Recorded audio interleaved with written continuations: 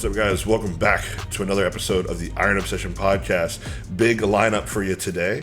I got Brad Ferrugia, No Limit. Then we got Max Hughes and Bobby Silverback. We're doing a Q&A group episode for you guys today. But to just start off, we're just going to kind of go over everybody's week so far. I'll go last, starting with you, Brad. How you been doing, man? Yeah, man, I'm doing great. So just coming out of my cruise of 6 weeks, about a week into my push phase here. Yeah. Could be pushing for some more size for about 14 weeks, so that's pretty exciting. I know it's going to be a tall task, though, man. Like, I didn't really get much of a break during that 6 weeks, like from the eating. Like, I'm like you, I got to push a lot of food. So even during that little cruise phase, I don't know the exact amount of food, but I'm going to say somewhere between 5,500 and 6,000 calories. Already a little bump in food, and it's like I'm already pretty, I guess the word I'll use is like neutral to food at this point, and I still got 12, 13 weeks to go, so we'll see how that goes. But, I'm not going to war in the kitchen or anything, but, it's just like, whatever, I can eat, but I'm not like excited. I'm so used to being excited for food, and this is the first time where I'm just like, yeah, it is what it is. It's kind of nice. Training's been awesome. I don't know if you guys feel the same way, but everyone talks about like the drugs. They gotta build up and saturate, but like the first week I'm on a new cycle, my strength goes right up pretty quickly. So it depends. What are you running for that? So we're hitting it pretty aggressively right off the bat. 12. So the actual doses come out to 1225 test. 630 mgs a deca, and we're throwing in some Anadrol right off the start. So there you go. Yeah. This is the first time I'm actually ever. Outside of prep, I don't think I've really used orals before. So this is something new for me. So started off with Anadrol 25 milligrams a day for the first week, bumped it up to 50. I'm not sure how we're going to navigate after this week, if he's going to want to keep pushing it up, or I think it's going to be appetite permitting, because everyone says it's usually that 2-week point where, it hits the appetite. So I'm trying to manifest a good outcome, but we'll see how it goes. I really like that setup. Good so far. That's an awesome setup of having like your kind of medium acting, long acting with Deca, and then the kickstart with the Anadrol. I love that personally, because when I did just test and EQ, it really, I like you said, I'm getting stronger the first week, but I would say it still really took maybe 3-4 weeks for me to feel the EQ like really, really hit. Yeah, for sure. I mean, I'm expecting this strength's going to go up pretty quick. I'm going to be mindful of that and not be an idiot, because I mean, you guys watch my training. I don't train like an idiot, but I am a little sloppy with it sometimes. So man, if that's your sloppy, damn. I mean, maybe I'm our hardest critic, but you see a lot of guys on Instagram, they're just like robots when they're training. That's not really me, but I would just call it like aggressive precision is how you train. Yeah. I mean, depends on the movement, I'm thinking like some that. Stuff I just like, I also think it matters if you have the body part that you're training sloppy. You kind of earn the respect. Yeah, definitely. Something like your back is really developed. So when I watch your form, I'm almost wanting to dial my form back a little bit, get a little sloppier, because I see certain areas on your back that I can improve. And I'm always willing to learn, and your version of sloppy is not sloppy, just for the record. Well, the key there are certain areas of my back, because I'd say my back double is definitely a weak point on my physique, and even when I competed, like that was like what really separated me from being able to hang with the guys that beat me. I would say I definitely lost like from a muscularity standpoint from the back. Specifically in that pose, but the lat spread, like when I can open it up, like I feel like I have a lot of width there. But so not to keep talking too much about myself, but definitely lat training is going to be a big focus for this push. I've never been super sloppy with that, but I'm just really trying to dial it in. I'm not chasing numbers. Like I've decided there's a lot of movements I'm not even going to logbook. It's just all about like really feeling it through the whole range of motion, because I know that the lats in particular, if I can make big progress on them, that's going to be a body part that can, move me up in placings for sure. More so that obviously everything needs to still grow, but that in particular, like that will move the needle more than anything, in my opinion. Yeah, you really can't have too much lats. Yeah, on yeah, any body. 100%. I've come to that same decision where you said you're kind of like not necessarily logbooking some stuff, like for my single arm cable rows. Like I'm loosely logbooking them. Like I'm tracking my weight, but I'm not. It's not at the forefront of my mind, if that makes sense. That's exactly what I'm doing. Like I still have my logbook. I'm writing down what weight I use, but I'm not tracking reps or anything. And stuff. Yeah.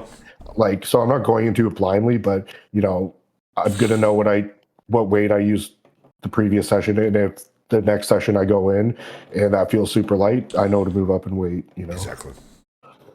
All right, Max, how you been, man? I've been really good.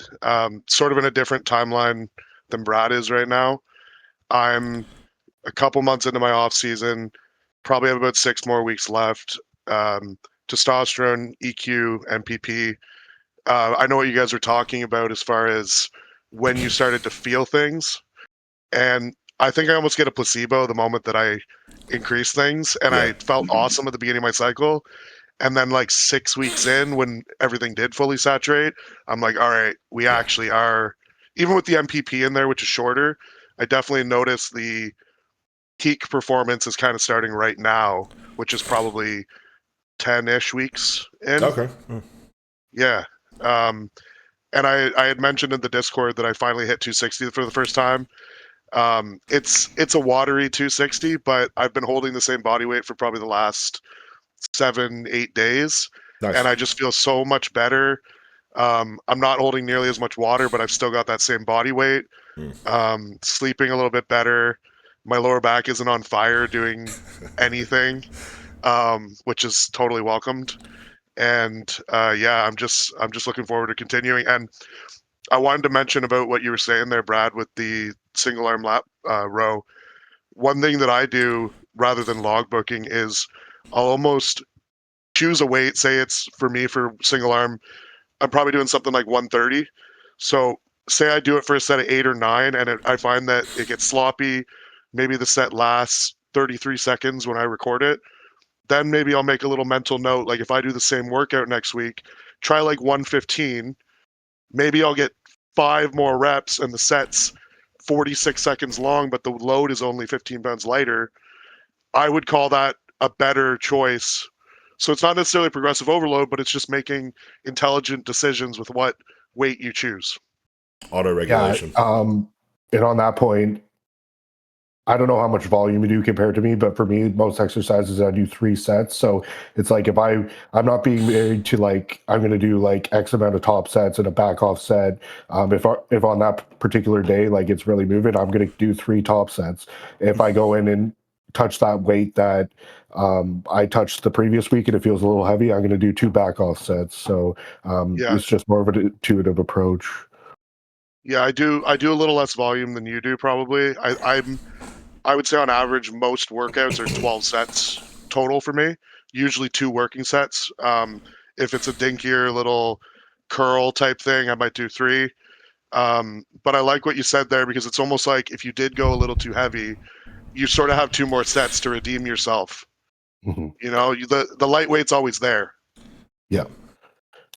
Yeah, I'd probably push more volume than I really should because after about 6 to 8 weeks, I usually end up pretty crippled and can't get out of bed. But honestly, ever since I've been training like that, like the whole like no limit thing that I kind of put behind my name, like that's really like the mindset I have. And once I instilled that in my head, and just like push training volume to the absolute max, like until like I literally can't get out of bed. That's when I started making progress. So it's like maybe one day I'm gonna have to dial it back and be a little more thoughtful about it. But that's how I approach it. What is your volume for most of your training look like, Bobby? I think you're a little bit higher, aren't you, on volume? I would say I'm medium. Generally 14 to 17 sets. Okay, yeah, it's kind of like in between, like where me and Brad are at, and then where Max is at. Because I think, how many sets do you think you do for like a big day on your workout, Brad? Like I have 12 for back, and then like 5 for buys, 3 for rear delts, and a couple for glutes. So I'm probably approaching 20. Yeah, so I actually have my logbook right here. Give me a sec. So I trained chest tries and with some lateral raises at the end. So for chest, I did 10 sets.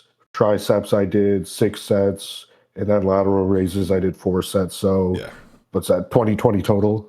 Yeah. So like me and Brad are a But bit I'm like not, higher, your medium, and then lower. yeah. It all That being works. said, like I'm not going to the depths of hell in every one of those No. sets. Like the last one's definitely to failure with some partials, but the first 2 sets, it's like the first set, there's reps in reserve. The second set, going to mechanical failure. Last set, failure, and with some partials. Yeah. And that's what you have to do if you're doing three working sets on an exercise. It's like you can't take every single one to failure or mechanical Yeah. failure, because then you're just robbing yourself of those next 2 sets. Yeah, Yeah. I'm just bearing, like I always say, the juice isn't worth the squeeze, right? You could, like, I could squeeze out another rep, but that's not gonna It's not a real build. rep. Yeah, and it's not gonna build enough muscle to justify, the fatigue it's gonna build. As much as I hate to be that guy, but it's like Yeah. there is a point where of diminishing return. Depends on the exercise too. Like on leg Yep. extensions, like lateral Yeah. raises, bicep curls, you can do a lot of sets. You can do 3, 5, maybe 6 sets. I don't do 6 sets of anything, but I don't see why someone could. But Maybe calves. maybe, yeah. I probably should for calves, but Yeah. but then for like a leg Yeah, press, me too. like a leg press, I'm not doing that shit. I'm not doing 3 set No, or 4 sets on leg press. Absolutely not. No, no, no. 1 to 2 you're max. you're going to hell and back on that thing. Yeah, Yep. yeah. But One how's thing I your? one thing I wanted to add there about the volume talk real quick. I probably take the least amount of rest days out of everyone here. Oh, okay. So that plays a role because I'm sometimes doing 6 days in a row. I'm not ultra proud of that. But my way of sort of justifying that is that my workouts are incredibly short. That makes sense.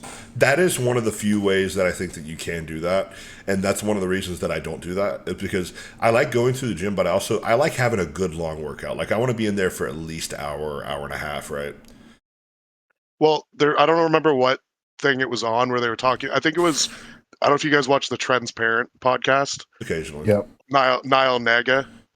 He was talking about genetics and muscle fiber types, and I guess the way of determining what type of genetics you have is you take your top set of an exercise, and depending on how weak you are on the second set after that, it kind of tells you whether you're a low volume or a high volume trainer.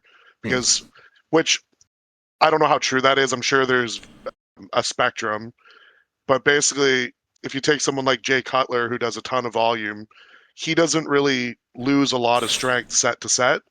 But I notice for myself, I'm very strong off the bat on my main compounds, Yes. and the second set is always ridiculously weaker for me. So my way of sort of balancing my training is I'll do relatively short workouts, but I know that if I'm going to be able to grow from that, it's like Dorian Yates die for that set mentality. And it's just more fun for me that way to know that I just have to go as hard as I fucking can. Yeah. And it's How working. long of rest are you taking? Pardon? How long of rest are you taking? Like between sets? Yeah. Depending on the exercise, I mean, if it's like a Smith machine press, probably 3 minutes between my first set and my second. Okay. If it's a hack squat, maybe 5 minutes. Yeah. If it's any other exercise, probably 2. Okay, that's a long time. Okay. Yeah. Yeah, Like you take like 30 seconds. Of course, you're gonna be massively never, weaker. Yeah. never. Maybe if I was in shape, but like, I'm just being honest. But I would say I probably say I get to the gym this morning at 8:30 a.m. I probably get started on my top set at 9, and I'm probably out of there by 10. Okay. Okay. But for And there's 12 no sets, though, screwing. that's a lot of rest. Yeah. Yeah, there's no screwing around. It's like my leg day was 3 sets of seated hamstring curl, 3 sets of leg extension, 3 sets of hack squat, 3 sets of abductor with the yoga blocks. And that took me an hour. And I know I said I was doing 2 sets, but I do find with leg days in particular, it ends up being about 4 exercise, 3 sets apiece. Okay. And it works. I have 2 different leg days. Yep. I don't have your hamstrings, Bobby, but I'm working on it. All right. Well, speaking of, Heavy moving on to I your don't do week. those. I'm wondering if me not having a hinge is my problem. Yeah, it Huh. most definitely. I've I might always have to done start doing them. those. I don't really know if I have hamstrings or not though, but I've always done a heavy. You do. I just found it bled into my back training, like having a lower back soreness. Yeah. I just found that I figured I could get hamstrings just from having a curl movement, but maybe that's why I don't have that great hamstrings. I'm gonna tell you guys Training real in the quick. stretch just makes it so it builds just such a thicker I think so. hamstring drop. Yeah. Yeah, I hated the thumbnail looking at the lower body, but I have more detail in my midsection, so you can go fuck yourself. And it's funny that you pay attention to that too, because like when I'm making those thumbnails, I'm always like, all right, I'm trying to make everybody look as big as possible. Yeah, and as even as possible. Let's not too. do anyone dirty. Yeah. Fucking Brad looks super like long and tall. Well, and two, His foot's like a foot down. yeah, it's like when you're mixing stage pics with like check-in pics too. It's like there's different camera angles and stuff. So Proportions. I try to match it up, but it's a shit show regardless. Well, I am probably the smallest one, so you got to scale it. So I look. Yeah, how tall are you? I I know Anson's height. I think I'm probably the tallest here, 5'10". So you and Bobby Okay. both the same height. Okay. Which, speaking of, how's your past week been, Bobby? It's been pretty good. Let's see. I'm going into my 5th week of cruising. Nice. Just doing 200 megs tests, 6 megs growth. We bumped my clan up to 120 mics, and I do amazing clan. No, my resting heart rate never goes above 80. Really? So yeah. Yeah, I'm the same way with Clan. Clan. Dude, I can ramp it up as well. When Joe put me on 40 off the bat, I was like, fucking wired. Yeah, well, I get that as well. The first few days of throwing I'm with it Anson in, on this one. Yeah, I'm very sensitive to stimulants. Once I get over like that bump of the first few days of the initial dose, though, like I won't feel a thing even after ramping it up. But I'm the opposite. Like when he put me on the 40, I felt like I was going to die because I've always started at 20, and then he put it from 40, jumped straight to 80, and I was like, holy fuck, absolutely. Come on. Holy fuck, go. dude! I don't need caffeine. I don't need nothing. I'm just vibrating at the fucking frequency of existence in the middle of my workout right now. It's crazy. So my previous coach actually he put me on 80 mics to start off. Okay. Yeah, that's a little aggressive. I don't know about that. But I handle like a dream. You know, like my sleep is amazing. Really? Wow. I get nothing less than a good like 8 hours and 15 minutes. Do you handle all stimulants that way? No, actually, like coffee or just like caffeine. Yeah, just I'm very sensitive, like hypersensitive. Okay, interesting. So I'll drink a cup of coffee a day. Any more than that, and I'll be up all night. You know, that's funny because I'm the opposite way. I'm really sensitive to stuff like clen, ephedrine, yohimbine, but caffeine. I've in the past I've done 1,200 milligrams a day and not even felt it. I could literally sleep in between doses. It's just got to be the different pathways, like ephedrine, yohimbine, clen. I do amazing on those. Still able to get great sleep, even in prep. That's a I'm the same way. I'm the same way with those. Sleep is a superpower, like you were saying there. God, my sleep. Mm-hmm. I feel like I'm in fucking fight or flight 24/7. Yeah, that might be. Oh, go ahead. I was just gonna say that might be a smooth transition into us talking about sleep at some point here. Okay. Absolutely. If you covered everything with your weekly, unless you have, I don't mean to cut you off, Bobby. If you have more to add to how you're doing. Yeah, actually, what's really interesting. So, I was still progressing in all my lifts during my cruise phase, but it feels like I kind of hit like a second wind almost. Like it almost feels like I'm on, like I'm actually on. Okay. Just with the pumps in the gym and the strength increase, and I was telling my wife, I'm like, man, you know, like holy shit, like some of these numbers, it's like I'm actually still pushing. Nice. So you got that towards the back half of that cruise, not the front half? No, I don't really lose strength during a cruise. Okay. But it's instead of like small, like gaining a rep here or there, it's like, okay, I'm gaining a rep as well as weight. Oh, okay. Yeah, that's different. With the same, obviously it's the same tempo with the same Yeah. form. True progressive overload style. Do you think it's just because, like, are you just feeling more healthy in general? Like, are you sleeping better? Just like overall, Yeah, like your body feeling better? yeah, I think so because I always like to make the argument, a healthy body is a growing body, and so it's 100%. like less inflammation. Um, I was on for like 30 something weeks. Oh yeah. I have it written down on my actual timeline, and I was just ready to be off. Hmm. Yeah. Like Yeah, that even though explains I, that. yeah, even though I'm pin every day, like I don't, that doesn't bug me. It's just, but that toxicity of just having like compounds at a super physiological range just doesn't feel good after a while. Yeah, Yeah, the wheels always fall off eventually. you just feel like your wheels start to spin, if that makes sense. Well, the way I felt is like, so I still felt great in the gym. I just felt like shit everywhere else. I was just gonna say, like, that's how I felt at the end of my rebound, because Yeah. I went from contest prep right into a rebound, 8 9 weeks of a rebound, and it's like I was still going in the gym and killing it, but it's like just everything sucked. My body hurt. Yeah. Putting on my shoes, breathing, all that. It's just like, all right, I just need a break. Yeah. Yeah. Well, I didn't even stand in my truck, like just go, like getting ready to go in the gym. Like I don't think I want to do this, but you go in there, you fucking absolutely kill it, but then you just like absolutely gas. Yeah. Yeah, 100%. I feel that.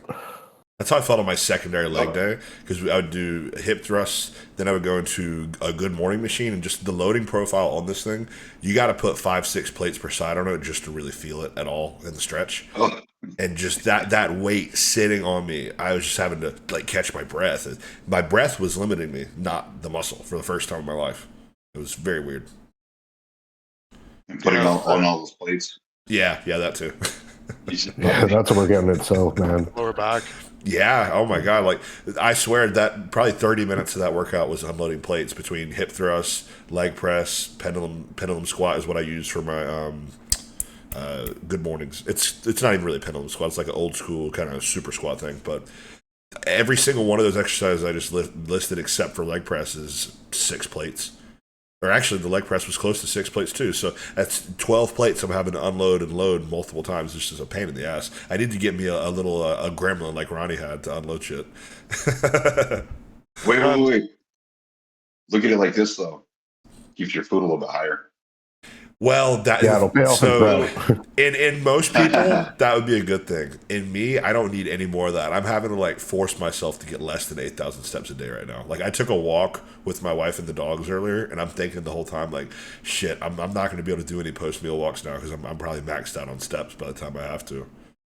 So, which is fine. I'd rather take a walk with the dogs, my wife, than on my little fucking treadmill after meals, anyways. But before we get into the topic of sleep, just shortly brushing over my week, because I'm probably going to make a separate video on the topic, is we're starting the pre-prep cruise this week.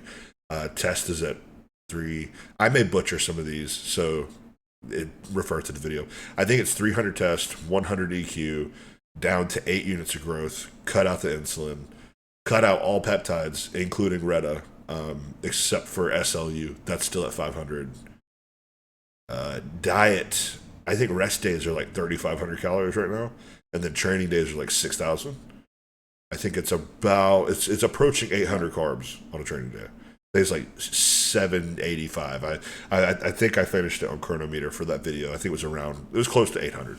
So I'm on day 2 of that. So I've had one training day of experience so far, and then one today will be the first rest day that I've done that. Or you said you pulled out the insulin, Yep. and how's your blood sugar been trending with that? Just one day of data. So it's not changed too much. I think it's like 5 or 10 points lower today. I only checked it once. I'm actually going to put a CGM back on. Maybe next Saturday. I'm debating on if I want to go ahead and do it or if I want to wait towards the end of the cruise just to see. I probably will go ahead. I might actually do one tonight just because I'm kind of curious to see with the changes of the insulin, lowering the growth a little bit, lowering the food, just to see what's happening. I might do that. Mm-hmm. Yeah, I mean, you would think with 6,000 calories you'd still be using a little bit, but Yeah. I mean, I guess the whole idea is just because obviously using exogenous insulin is going to blunt your insulin sensitivity to a degree, right? So I'm guessing you probably pulled it out so you can start building up that insulin sensitivity going into prep. Yeah, That's and what I also would just to guess. get some water off of me too, probably. Oh, okay. Yeah, fair enough. Yeah. I think that's Yeah. 99% of the reason right there is just because I'm a water balloon. Yeah. Me too. Like Lantus, man, I will gain minimum 3 pounds the day after using Lantus. Yeah. Jeez, that's crazy. Yeah, I never have swings like that. I definitely put on water like when new stuff's introduced, but it's always gradual, like pound or two, and then like between like a rest day and a training day, I'll fluctuate.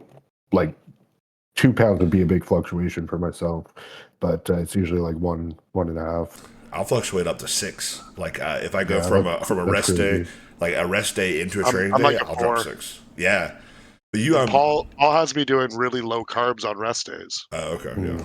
Like I'm doing Yeah. 150 grams of carbs on rest days and Oh, 950 training. damn. Well, you only have Yeah, one but rest day. I Though. like it. Pardon? You only have one rest day a week though, so that kind of I Yeah, can it's see usually 2. It's usually 2, but that. Okay. yeah, still though it's kind of refreshing because you drop the water off and then load up on carbs all day on the training day, Yeah. and I just find it hits me harder because you're not just constantly overspilled it with glycogen, which I'm sure you are right now. Yeah, it'll take a couple days. Like, I really think like my first, which will be tomorrow, after my first leg day back in the gym on lower carbs and the insulin gone stuff like that. I'll probably wake up 3 pounds lighter from today to tomorrow just because it was a rest day, and then I'll probably drop another 2 pounds, maybe a pound and a half from leg day to the next day. And by the time I get to my next check-ins, I was 255 my last check-ins. I would expect to probably be right at like 250 by the time I check in again, consistently. Yeah, I think these first couple weeks you'll be down. I honestly 10 plus pounds if I were to guess. Yeah, my last cruise with Joe, I dropped 15. Yeah. But we And were then like it'll probably- intentionally doing that though. Like we added in clean, like I was talking about, and stuff like that. So I don't know if we'll Yeah, do that going into a prep. it'll come off quick and then it'll just level it out. Like you've been through this before, you know what it's like, right? Just the first few weeks comes off pretty quick and then you just level out. But you'll look so much tighter after 2-3 weeks. I'm looking forward to it. Better. Oh yeah, I already feel a good bit better. Yeah.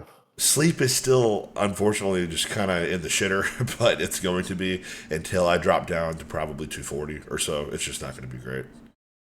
And that could be a really huge reason why you have such a high weight fluctuations. It could be. I notice if I get one night of shit sleep, I'll be up like a good 2 pounds.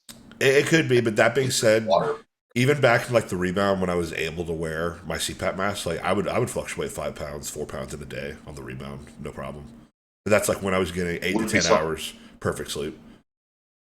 Okay, perfect. Okay. Yeah. I want to make sure, is it like good sleep or is it really broken up? I'd get at least 5 to 7 hours straight with a CPAP mask on of sleep. Then I'd probably get another 2 to 3 without it. Okay. So that's 6-7 hours like uninterrupted, like you don't wake up or anything. Yeah, oh man, that's amazing. I wish I haven't had that in years. That's how I'm feeling lately, man. I'll wake up every hour, maybe every 30 minutes. So if I go to bed at 9 o'clock, it'll be that way until about 2 a.m. And then from 2 a.m. to 6, I'll get maybe 3-4 hours of straight sleep. Yeah. A lot of it that I've learned over the years of shitty sleep, a lot of waking up during the night's actually habitual more than anything. Like your body's just in such a routine, like, because you'll probably notice, like you probably wake up at the exact same increments every night, right? Like for me personally, like a normal night of sleep is like 2 to 3 hours of good deep sleep, wake up, have a piss, another 2 hours, get up for a piss again, and then after that it's like an hour here, up again, and then just up and down on like an hour increment. So, and a lot of that, like I bet if I were to somehow be able to force myself to not get up to piss, those first couple times, like I'd probably start, my body would get accustomed to not waking up. But like when you drink a ton of fluid, you know how uncomfortable that is after waking up after a few hours of sleeping. Like there's no way you're falling back to sleep unless they put you out with something. But what's that one drug? It's like Bigeron or something. You guys know what I'm talking about? Yeah. Yeah, I forget exactly what it's called, but I know which one you're talking Yeah. about. Somebody I had been mentioning like how much I'll wake up like to piss a ton every hour on the hour for the most part. And somebody had mentioned that to me, but I almost wonder if that would be like dangerous for me because, at peak point of the off Because you drink season, so much. well, I'll go to bed, I'll be Yeah. 272 and I'll wake up at like 258, 260. So like I hold a lot of water. I mean that's just my body's process of getting rid of that water, I think. I don't think it would be healthy for me to retain that much. Well, I think it, maybe you'd probably piss the bed, honestly. Your body would excrete it on its own. I think that's like all jokes aside, like I think that's what would happen. Like Maybe, your yeah. body's gonna release it at some point. Yeah. You were gonna say, Bobby? I would just say it'd be not only would it be bad for you to hold that much, but also just to be reliant on something like that. Exactly. Yeah. I mean, we already take enough exogenous shit that it's like we don't need to turn other pathways off that our Yeah. body naturally produces. Yeah. I was tempted to get back into using THC before bed just to knock me the fuck out and make me not have to piss as much or to make it easier to fall back asleep when I do wake up. But I've seen Joe and Josh talk about it on the One More Rep podcast and he's cutting it out. I'm like, fuck it, they're right. I don't need to do this shit. There's no need for that. So, I mean, Max, you were actually the one who asked about that, right? That's Yeah, one I of the wanted questions that to. you asked. I wanted to ask you guys what your experience is with it and kind of share my good and bad opinions on it. On what, THC? Yeah. Oh, okay. I didn't even. That was completely unintentional. Damn. Yeah, just smooth transition. Yeah. That worked out perfect. Yeah, well, I'll start because I really don't have a lot to add in terms of THC use. Like I smoked weed in high school, like most people do. Outside of that, in my early 20s, like I partied a bit, well, a good bit, but I really wasn't into smoking weed. And basically, since then, it's just not something I ever enjoyed. So it definitely drives my anxiety through the roof. Like Oh yeah. if I smoke before bed, I'm going to be sitting in bed just questioning every life decision I ever made. If I'm in a group setting, I'm going to be sitting there silently because I'm like too scared to say anything because I think it's going to be stupid. I'm one of those guys, so that's definitely not in my arsenal. And on top of that, I hear these guys smoking weed before the gym. I think Oh, that's God. insane because Man. I'm pretty passive by nature and that just like amplifies it. So I would have zero aggression in the gym. I would lay down on a bench and have a nap. I have a panic It wouldn't be a attack. good experience. Yeah. So Yeah. So I have a funny story to tell about this. I don't know if I've said it on the podcast before. I might have before. I overall I don't really have much experience with THC. I've only ever used it as a tool to fall asleep in the form of edibles. I've never really like smoked it or anything like that. But on and off used it for sleep. Works pretty good for me. It'll help me get at least a solid 5-6 hours. Typically in the past I would use it to help me wear my CPAP mask. But I hadn't used it the entire last contest prep, right? And me and my wife's family are gonna go to Florida right after my show, a couple months after my show, maybe, right? So I'm thinking, you know what? I really don't like long car rides. I'm gonna teleport to Florida. So I decide and the recommended dose was maybe like one whole gummy, right? So I took maybe 1.5. So it wasn't like I overdid it by a crazy amount or anything, but these shits must have been so ridiculously strong. It was out of this world. I wake up about 3 to 4 hours into the car ride. We're at a Buc-ee's, a random Buc-ee's, okay? And I have to shit something fierce. Like to the point where I think I'm going to either die from that or I'm going to die from how high I am. So I wake up and I'm like, I have to go. I have to go or it's happening in the car. So my wife, my poor wife, has to walk me into the Buc-ee's men's bathroom, holding me by my hand like a toddler, just for me to go. So I've had some bad experiences with it, to say the least. That's overdoing it. But if you use it moderately and you do a lower dose and you work your way up to a point that's not excessive, like jumping back into it like that, it can be a pretty good tool for sleep, I've found. All I'm going to say is if I had an experience like that, it would be going on the shelf for the rest of my life. I would never be touching that ever again. That's what happened. Yeah, that's where I draw the line. Yeah, and dude, I was like just like staring up at the ceiling of the car. Like, I just had to keep telling myself nobody's ever died from this. Nobody's ever died from this. Yeah. So it was pretty bad. It took me having all of these sleep issues that I'm having right now to even consider touching it again. So, Interesting. Yeah. What's your experiences with it? Yep. So I do have quite a bit of experience with it. I mean, I did come from a very interesting past. So yeah, I did smoke weed in high school, and then I actually used to. This is many years ago, so I actually used to sell it too. So, as far as using it for bodybuilding purposes, I think it's very person dependent, and really how that person functions. I'm like Brad though, like honestly, like I did it to be cool and stuff like that, but it's like I had anxiety the whole time. Like I don't want to get up because I'm like, what if I look fat in my clothes, or like what if I just like these internal thoughts, and you're just sitting there in a crowd like I can't wait to go home. And honestly, if I smoked before bed, which I have done in the past when I was bodybuilding, and I just thought like, why am I even doing this? It brought too many bad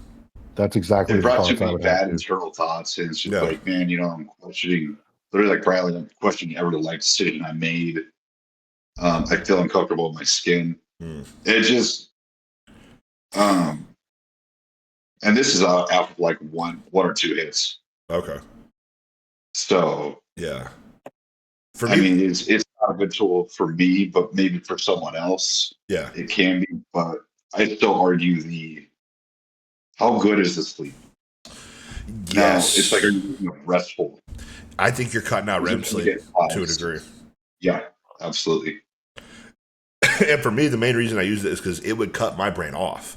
Like it would be white noise in my brain, and I wouldn't have to think about anything, because that's normally where my insomnia comes from. This is like, it's like I close my eyelids, yet I can see through the fuckers. You know what I'm talking about? That type of insomnia, and that would make that not happen. But I think there's a big difference between smoking and eating it. I think eating it's a bit more of a gradual come on. So with, like you said, 1-2 hits there, it's hitting you pretty quick. Well, I've always been told that it's a lot. It hits you. It can hit you a lot harder if you're doing edibles. Oh, harder, yeah, harder, but not as quick. Like it takes at least like if I were to take them for sleep, if I want to go to bed at 9, I'm taking them at 7. Okay. Do you have any experience with them, Max? Oh boy. Well, the reason why I'm sitting here so quietly is because I probably have the most experience, considering what everyone said. But every negative you guys said rang true. So I smoked at a really young age. I had a best friend growing up whose dad was a rock star. Grew up in the country, so like smoking cigarettes and drinking beer at like 10 years old. Smoking weed at like 12 years old. That kind of stopped for a while. I obviously didn't like it, but did it all the way through high school, and then kind of picked up again in my 20s. But I never really actually think I liked it. I just think that it was almost just like something to do and something to sort of escape. And like my older brother did it, and I kind of wanted to. I looked up to him a lot, and I looked up to his friends, so I'd hang out with the older guys. And the first time I realized that it was really bad was my first prep with Boston. I was smoking weed pretty heavily, and then I had mentioned the first time that I tried Trend. I was also smoking a lot of weed, and that was when the really bad paranoia came on.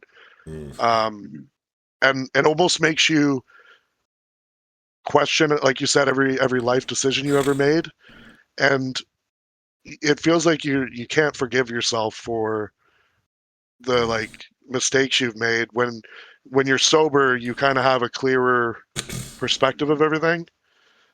So I ended up dropping that for the first time. And then I reintroduced it back in years later. but I've slowly had time on, time off for the last few years. And I kind of saw myself getting into those same behaviors last summer. And I knew it was going to derail my prep this time. So I just completely pulled it. And I haven't looked back because I know that it's not addictive, but I know that if I were to add it back in, it would immediately be an everyday thing. I was someone who would smoke weed before the gym all the time. It was weird too, like combining Anadrol with like bongs. You're like you're so aggressive but so docile at the same time. Yeah. And just like your constant anxiety, probably stressing out your body. I was coughing up phlegm after every meal because I was smoking so much, and then you're stressing your digestive system all the time. But yeah, I don't suggest anyone do it if they can't do it in moderation, really. Oh yeah, that whole like thing that it's not addictive, bullshit. Everything's addictive if you have an There addictive you go. I was personality. about to say that too. It's Yeah, like Wow. I can make anything addictive. Hold my beer, Me watch me. I made playing guitar addictive when I first got into it. I would play 12 hours a day. That's not normal. An addictive personality type person, we can do that with anything. One thing I wanted to touch on. Go ahead. All I was going to say, it had nothing to do with the weed, but I just wanted to touch on it about the sleep apnea thing. Have you guys noticed that when you go to put your CPAP machine on, if you're the slightest bit out of breath, it's a fucking nightmare? Like if you Yes, kind of like, get it on too quick when you're running to bed, if you're not totally relaxed, it's like you're fucking trying to slow down your breathing. I'm shot for the I don't whole know if night if that happens. I can't do it. Like that's my biggest issue with the CPAP mask is if I have a bad experience with it at any point when I'm like setting up with it, I can't just sit there 10 minutes and then try to put it on again later. It's like I'll have fucking PTSD about it. Yeah. It's awful. And it's like my heart rate will jump if I try to put the mask on too quickly. You almost want to make sure that you're overly tired to the point Yes. where like I find that my body likes to fall asleep at like 12 or 1 a.m. But lately I've been falling asleep at like 11 because I'm just so fucking tired. But if I can, I will try to stay up as late as I can to get on that like where my body likes it. Otherwise, I'm waking up at 1, and there's a chance that when I put that thing back on, it's not going to work. Anyway, Yeah, Bobby, so continue. I've never had any issues with my CPAP in terms of comfort. I always use the nasal pillows up until recently. I just feel like once your breathing is compromised to a certain point, the nasal pillows just don't cut it. So I have switched to a full face mask, which is definitely a little less comfortable. But that's not my issue. I just haven't found one that consistently fits right, that I can toss and turn and it doesn't move on my face and start leaking and stuff. But otherwise, the moment I got my CPAP, I threw that thing on and I was just full of excitement because I'm like, I was so sleep deprived. I was one of those guys, like I'd be at my desk at work falling asleep. I'd be Me at the too. wheel falling asleep. So the second I got that CPAP, I'm like, thank God. Probably took me one night to actually get a good sleep with it, or sorry, 2 nights to get a good sleep with it.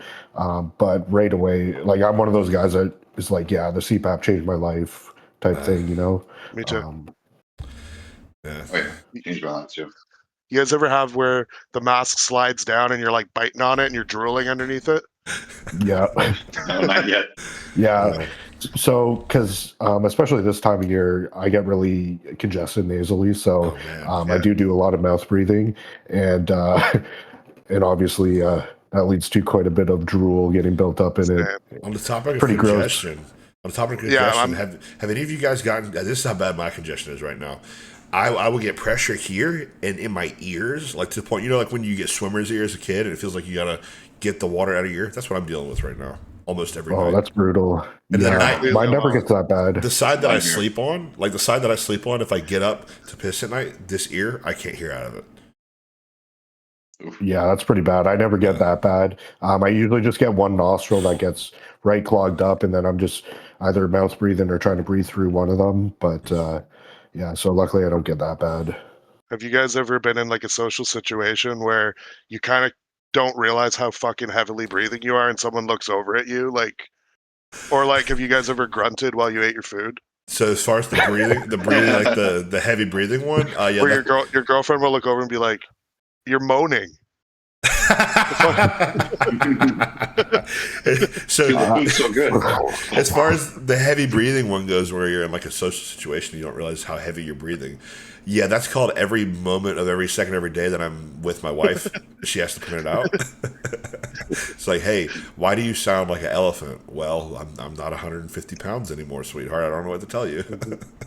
Yeah, I'm eating as a job at this point. I'm not trying to. Yeah. You know, when a girl eats and they're like, Oh no, yeah. Living in the South here, like that's not really how women are here. Like my wife, the first date we ever went on, we went to Chick-fil-A and we were both just face full of chicken sandwiches. That's how you know for one too. Yep. yeah, That's how you know. Yeah, it's funny. I don't know how many times I've mentioned this on the podcast, but I've literally only ever dated one woman, and that's my wife. That's how lucky I got. That's pretty lucky. Yeah. Yeah, it's unheard of in this day and age. Oh yeah, especially in this day and age. 1 in a million. Yeah. But I think we can move on into the other questions now.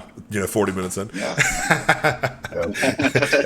I have all the time in the world, so you guys just let me know when you're. I do as close well. to I'm time down. here. I'm down to be on here for a while if you guys are. Okay. Yeah, sure. Yeah, I just got one more meal, so Okay. I can push that back pretty late. Not a big deal. Okay. So, you guys have the same ones as me. Is there anyone in particular that you want to start off with, or no? It's up to you guys. I'm down for any. I'm thinking the competition. Yeah, is it about that cardio? No, let's do that one. All right, cardio. Oh, I don't have that one. Do you have it written down for you? That's in the Discord server. Oh, okay. Yep. If somebody can just go ahead and read that out, or I'll look it up. Yeah, let me just pull it up. I completely forgot to screenshot the ones in the Discord. I had All right, somebody here it from is. Instagram. Yeah. So during prep, less food and less cardio / no cardio, only steps, or more cardio and more food. And just some more information. Seems like more people are moving away from cardio during prep / reducing cardio, especially at the pro level. Jordan Hutchinson, for example, said he completely removed cardio so he could put all of his energy into training, and believes he'll get more metabolic benefit in a prep setting with this approach. He still does a fasted walk in the morning, but no machine cardio. Bobby, Now the caveat, the biggest one right there at the pro level. Yeah. That's the very first point I was going to make. So, I honestly, this is my take on it. Get as much as you can without having to do the cardio at first. But here's the thing: I think you should let your training fuel the fat loss, and then once you kind of hit a wall, you implement that cardio. You want to keep fatigue low, but you also have to be training fucking balls to the wall. You can't be going in there and half-assing shit. Like you need to be leaving, especially in a prep setting. You need to be leaving the gym like you just fucking got in a car accident. If you want to have no cardio implemented for a while, but it's going to have to be at some point until you're 290 pounds with fucking glute lines. You're going to be doing some form of cardio most likely. Yeah. So I think the main thing worth noting here, though, is to even consider this, like you have to be ready or in striking distance of being ready. It's not like, oh, I'm still 6 weeks out and with fat to lose. I'm going to pull back cardio and just and fuel my expenditure with just training. It's like, no, you're ready, and now you're trying to minimize fatigue. Then you can pull the cardio out. But for me, if it was between one or the other,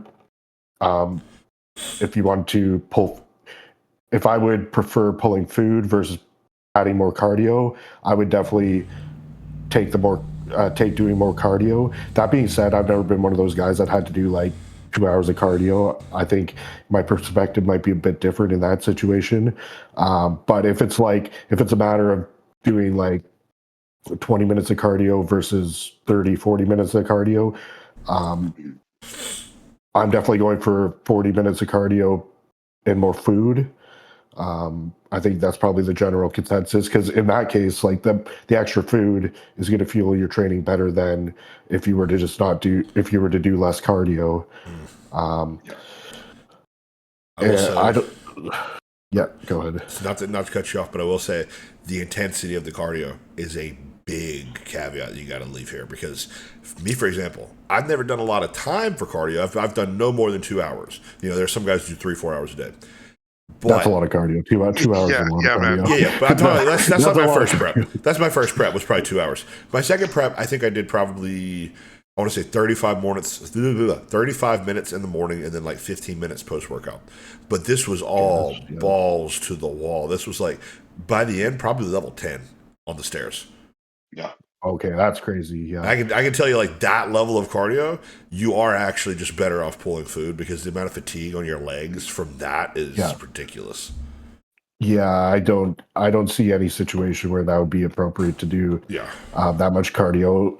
Hit. I mean, like you would have to be like way off your timeline to have to do that intensive cardio. But I think another big point is like, what does the athlete like? What kind of body do they have? Because me personally, like, I can feel like I'm flat, but it doesn't show in my physique. No. So it's like if I'm like I said previously, though, I haven't had to ever really hammer cardio, but I think the highest I've got to was like 40 minutes fasted and I always do the step mill, level 5 or level 6 in prep. Yeah. And that's not something that's going to like eat up my legs, where other people, you know, like their legs are going to start shrinking if they're doing that, right? So that's a big variable.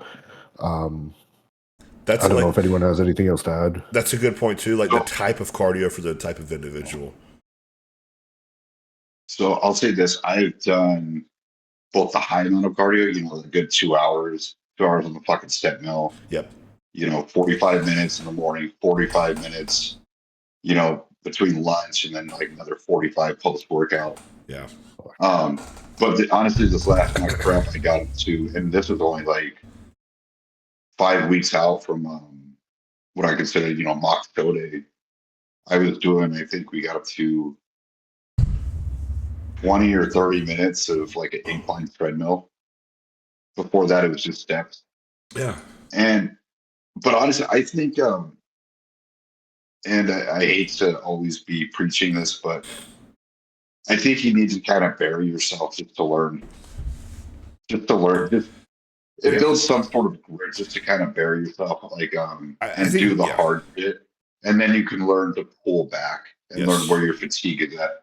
Like, don't weigh undershoot stuff. And Brad, I'm glad you brought up the point. Like, you can't just do this 6 weeks out when you have a bunch of fat to lose and be like, oh, I'm just going to use a training, because most of the time at that 6 weeks out mark, people aren't training that hard. Yeah. Most of the time. Fuck, I was. That's probably some. You're an outlier, but you know what I'm saying. A lot of people are like, oh, you know, fucking. Yeah, they start feeling bad for themselves. So low. Yeah, they feel like, they're not going in there and fucking pushing hard. Yeah. Or their version of pushing hard, they're still leaving like a good 3-4 reps in the tank, because they're like, I'm so fatigued and I don't want to flatten out. And it's like, no, you need to flatten out from your training. Yes. You need to be fucking burying yourself. And then your food after is what refuels what you've, you know, depleted. It's kind of the point. Exactly. And then there is also, bed, like, okay, I'm hungry. Yeah, there is also another approach, which I think this is something that the question was touching on. There are some guys who literally at the start of their prep and by the end of their prep, they're not doing any machine cardio. The entire prep is machine cardio-less. That is not going to be most people. That is a very, very, very heavily muscled individual. That's like this example. That's Jordan Hutchinson. That's a guy who's 290, you know, glute lines, like was mentioned. That's just, that body demands so much energy in its day-to-day existence that, of course, there's not machine cardio required. Like, could it be done? Maybe, but there's just no point. And even then, there's some people, like a lot of guys who are that big, still can't get away with that. It's just a very outlier situation. but it's like you got to look at like what did Jordan Hutchinson do up until he was this big. You Yeah. can't like look at it, it's like you can't look at the end goal and be like, okay, I Exactly. can do this just like this person. Yes. I'm sure he's fucking suffered and gotten hype on the Stairmaster like all of us have. Yeah. Yeah, I You kind of got mean, to go through that. in most circumstances, the first time you get in shape is going to be the hardest, and then every point out from there is going to get a little easier, unless the next time you hit a new level of conditioning, then it might be a little harder. But yeah, the more muscle you build, technically the easier it should get if you previously got in proper shape. Mhm. Anything else to add to that, Max? Not really. I haven't had to do too much cardio. I did the most on my first prep. I think I was doing 60 minutes first thing in the morning, maybe like 20 or 30 minutes post workout. So maybe 80 or 90 minutes total. And I do think that I do think that was overkill. This year, I think the most we got up to was like 45 minutes in the morning, 20 post workout. And I was doing steps outside of that, but the cardio was never really hard. It was just incline treadmill, maybe 140 beats per minute heart rate.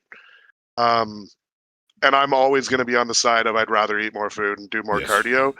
But there was a point where Paul was kind of adamant to make sure that I didn't cardio off my legs and Yeah. glute chase. There's an individual that, let's say, like they're predisposed to having really good legs. Those are the people that you can throw them on the Stairmaster and they're not going to lose legs, right? Someone like me, who legs have been a weak point for pretty much my entire life, and now I'm working on bringing them up, I've got a good feeling that Joe's not going to throw me on the Stairmaster, at least not off the bat. Will it happen in the prep at some point? Maybe. I don't know. But I feel like someone like myself is probably going to be a bit more in that situation of what you're talking about, of doing the incline treadmill or maybe an elliptical or something like that. Cardio, it can be a one-size-fits-all thing, but it doesn't have to be. And keeping steps accounted for is a big deal as well. This prep that I'm about to start in 5 weeks, this will be the first prep where my steps are actually accounted for. So I'm sure that'll be another reason that I won't have to do so much cardio. Because in the past, it's like, yeah, okay, you're going to do 60 to 120 minutes of cardio because your steps aren't being tracked. And when you get tired at the end of that prep, your steps are probably at 3,000 a day, being a lazy fuck. Yeah, that was one thing I wanted to touch on as well, is the body's natural ability to start slowing down and lounging around. Yeah. Definitely plays a role there. And another thing I'm sure you guys can agree with is the bragging about how you did no cardio Oh yeah. thing. You just do as much as you need. It's going to be different every prep, and a good coach will know what you need, and they'll watch the feedback. If they increase it and you're going to them saying that your training went to shit and it was too much, it might only be a short stint as well. And I remember Paul during this prep, I was probably 90% of the way conditioned, and I asked him if I could do more cardio, and he was very, he made sure I didn't do more because we were so close to the show that he's like, I actually want you to pull back. And then that whole thing of your legs freshen up, the water retention kind of comes down. I remember I was like icing my legs after every time I would do cardio, just because I could tell they were so sensitive. And then the leg lines came out like crazy the moment that I went from 60 minutes of cardio a day to 30 minutes of cardio a day. You look leaner. You look fresher. You do, unless you are overworked to the point where there's no return, which was my case. Yeah. That was my biggest issue, was having my leg lines. It's like, you shouldn't have more lines in your quads at 10 weeks post show than you should on show day, right? That's overdoing it on the expenditure. That's having 10,000 steps a day plus almost an hour of cardio a day, and hard cardio at that. Cardio is just not something like the old school approach of throw it at a wall and hope it sticks. It is something you got to be careful with. Now, if the person's never been in shape before, different story. You're probably going to have to hammer them a good bit, like Bobby was talking about. It is also very beneficial to go through the hard shit too, just at least once, to say you've done it. But past that, we tend to want to evolve past that, because we Have don't you guys had to. any? Have you guys had any experiences when you're deep in a prep doing cardio where you legitimately don't know if you're going to be able to if you're going to fall off the treadmill or not? That was me probably for the The last. Stairmaster. Yeah, Yeah, I mean, Stairmaster. I'm a Yeah. treadmill guy. I remember I used to carry these little mints with me to the gym on my first prep because they were like 5 calories. And if I felt like I was going to go hypo, I would just like suck on one of those and keep one in my car so I could drive home. And it was just one of those like terrifying moments, but then you got to get it done. Yeah, But yeah, it doesn't take much to sort of keep you alive. I did that with Yes. aminos. Actually, I would lean into that. Actually, what was it? That was the second show. So the last show I actually did, I'd be going hypo on the Stairmaster, and I was like, I'm gonna come in so fucking Fuck fresh. yeah. I did it, Eh, but I was like, I'm going hypo on this shit. No one else is going Oh yeah. fucking hypo. And you would I'm get the fucking cold earning this sweats shit. too. It would go from Oh, burning God. warm Yep. to freezing cold. Yeah. And then all I had after was fucking falafel and broccoli. Yep. No carbs. I was like, There all you right, go. fucking. So quick, Yeah, I've never had Tough any times. I've never had any terrible experiences with that, but I've definitely had a few sessions where the last few minutes I'm going hypo, and you got to sit on the Stairmaster for a few minutes when you're done, but not to the point where I'm like, fuck, am I gonna pass out and get through this? But yeah, I think that's kind of just cost of doing business, right? Yeah. Final little topic on cardio I want to go over is, how do you guys feel about post workout cardio in general? I've become to personally not be a huge fan of it for a couple I reasons. hate it. I hate it personally. I think it can Yeah, be very detrimental. I think it can, especially like post leg day. Man, for literally my entire bodybuilding career up until I got with Joe, I had always done post workout cardio, even on leg days. The difference in growth, the difference in recovery, the difference in how I feel and strength is everything across the board better from not doing post workout cardio. There's something about it. It does matter the time of day you do it. And then obviously fasted cardio in itself is very beneficial because of all the lipolytics we can take during that time. Yeah, so at the start of my prep, I decided to buy a Stairmaster for at home. Yep. Up until then, the only time I did cardio was post workout. So first off, just having the ability to separate my cardio from my training, and on top of that, being able to do some of my cardio sessions during rest days, definitely helped. How do I put it? Like, didn't have as much, like, could spread the workload out basically better, right? But on top of that, just I think subconsciously you know that you have this cardio to do at the end of your workout, so you're like preserving some energy for that. You're not emptying the tank in your training, because I know now, like, where my training's at, there's no way I'm doing cardio at the end of that session. Yeah. That was so well put. Yeah, that was probably the best investment I ever made, was getting cardio equipment for home and being able to do it fasted. Yeah. Yeah, it just cuts into that drive too. Like my first prep, I live in town of the gym, so it's like a 5-minute drive. But even the having to leave the apartment, drive to the gym, do the cardio, drive home.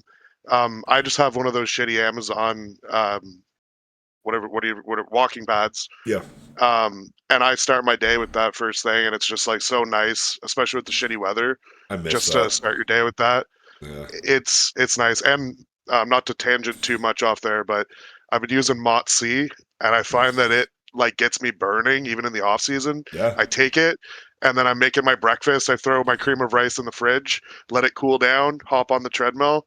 I'm like sweating in the freezing cold first thing in the morning, and like I feel like my mental energy and capacity is so much higher on it. I don't know if you guys want to quickly talk about if you've experienced Mott C. Yeah. I am. Yeah, We all have. I think I'm a big fan.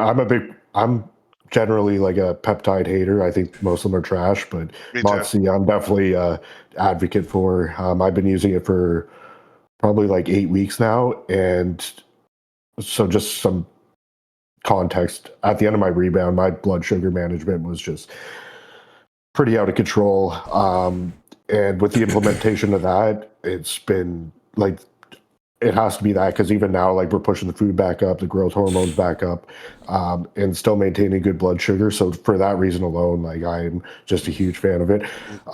People ask me, do you get like the energy or whatever you want to call it? Me personally, no, not really. I have sloth-like energy naturally, and there's really nothing saving me from that. So I can't say I really get that. But just to touch on like the fasted cardio and just like the mental side of it too, it's like when you're doing that fasted cardio and you know you have a meal waiting there for you, it's just like, it's just such a good way to start the day. I love that. Like, and you're just so bring that hungry blood for that sugar first meal. down. Yeah, bring the blood sugar down, get digestion moving, do one hard thing at the beginning of the day. Yeah. You know, I know that sounds cheesy, It but just sets you up mentally. you touched on the sloth energy thing. The way that I see it is like, if I weren't taking it, I would feel shittier. That's all I know. I've never taken it in a dieting context. I'll probably use it in prep. I used SLU during prep, but the way I see it is like the moment I started introducing it, I just felt a little bit better and a little more energetic on like all this food that I can like be attentive with my clients. I have like probably more recoverability from the gym because my, mitochondria and nervous system just feels like slightly, like a slightly higher workload. And granted, I started at 1 milligram a day. I'm at 2.5 milligrams a day. I think I'll push it to 3. I've been on it for about 6 or 7 weeks. I'm going to do a couple more. And then I heard you're supposed to come off after about 8 weeks, maybe. Okay. I didn't know that. Yeah, I know in general, like the mitochondrial stuff, it's advised that you cycle it. But do you get the welts from the injections? I do. I find it burns more than a lot. Like a lot of people complain about the GHK. I found if I wasn't concentrating it enough, it felt like I was getting shot. But I find the Mott C actually burns more than welts. It's more like almost like a. So anybody here allergic to animals, like you're allergic to cats, for example? If you would get scratched by a cat, it would be that scratch, but there would also be like this raising of the skin above it, like a welt, like you're talking about. Sometimes, and there's really no rhyme or reason for it, but sometimes if I were to do a shot of Mott C, it would just be almost like a mini allergic reaction at the site. Yep, that's exactly what it is. It's a histamine response. I did some research on it. Yeah, it's a histamine response. So my solution for it, because I had no idea, I was reconstituting it. It was like I have 40 milligram vials and I was putting a ml of water in it. So like like 10 units was like 4 milligrams, right? So super concentrated. So I did some research and said, just add some more water to the syringe, and that definitely helps. Because when I was doing it at that concentration, like I was getting these welts that were lasting. The speed of which it's going into your body, you're probably not going like one little. You're probably like whoop. Well, I got like my injections were literally like 5 units on the syringe, so it was just like a little punch, but it was 2 milligrams in that one little shot, and those welts were lasting like 3-4. I think one of them lasted like a week, and I'm like, okay. I'd have them last a couple minutes, like a couple minutes, maybe 30 minutes max for me. Is that one? Yeah. So now the way I'm doing it, like I still get some inflammation there, but it goes away. Yeah. Maybe your body's getting a little more like used to it. I'm personally of the opinion where I love shit like that because it's an easy way to know something's real. Yeah, fair enough. Do you have any? You have an experience with that, Bobby? Well, I don't know how they could fake that though, because like that's a very specific thing to the drug that a lot of other. I don't know that any other drug having. They'd have to go out of their way. I think a couple of the peptides can have that response. I've only ever heard of a Mott C doing it. I think that's probably the most popular one. They could just be putting something in it that people are naturally allergic to. I hear it's the pH level, the acidity of the. When someone has to go out of their way to do stuff like that, though, I assume like they're just not going to bother. Most of the time. It's more expensive to put. I was going to say it's probably more expensive to put some allergen or whatever in it. Yeah, but do you have any experience with Mott C, Bobby? Not yet, just because I haven't needed it. And me and Brad have talked off air about this. We're both in the of like only use stuff when it's actually needed. Yeah, that's fair. Opposed to just throwing it in. Yeah. I would only use it for the blood sugar reason. And Yeah. my blood sugar even put in 10 IUs, and at my highest food, it never got above like lower 90s, even at a day after a free meal. That's great. That's So I crazy. just never saw a reason to actually add it in. But I do have a bunch on hand. That's good. If I see my blood sugar kind of creep into the hundreds, I'll do everything I can first, and then I'll Yeah. probably add it in. Yeah, If let us know.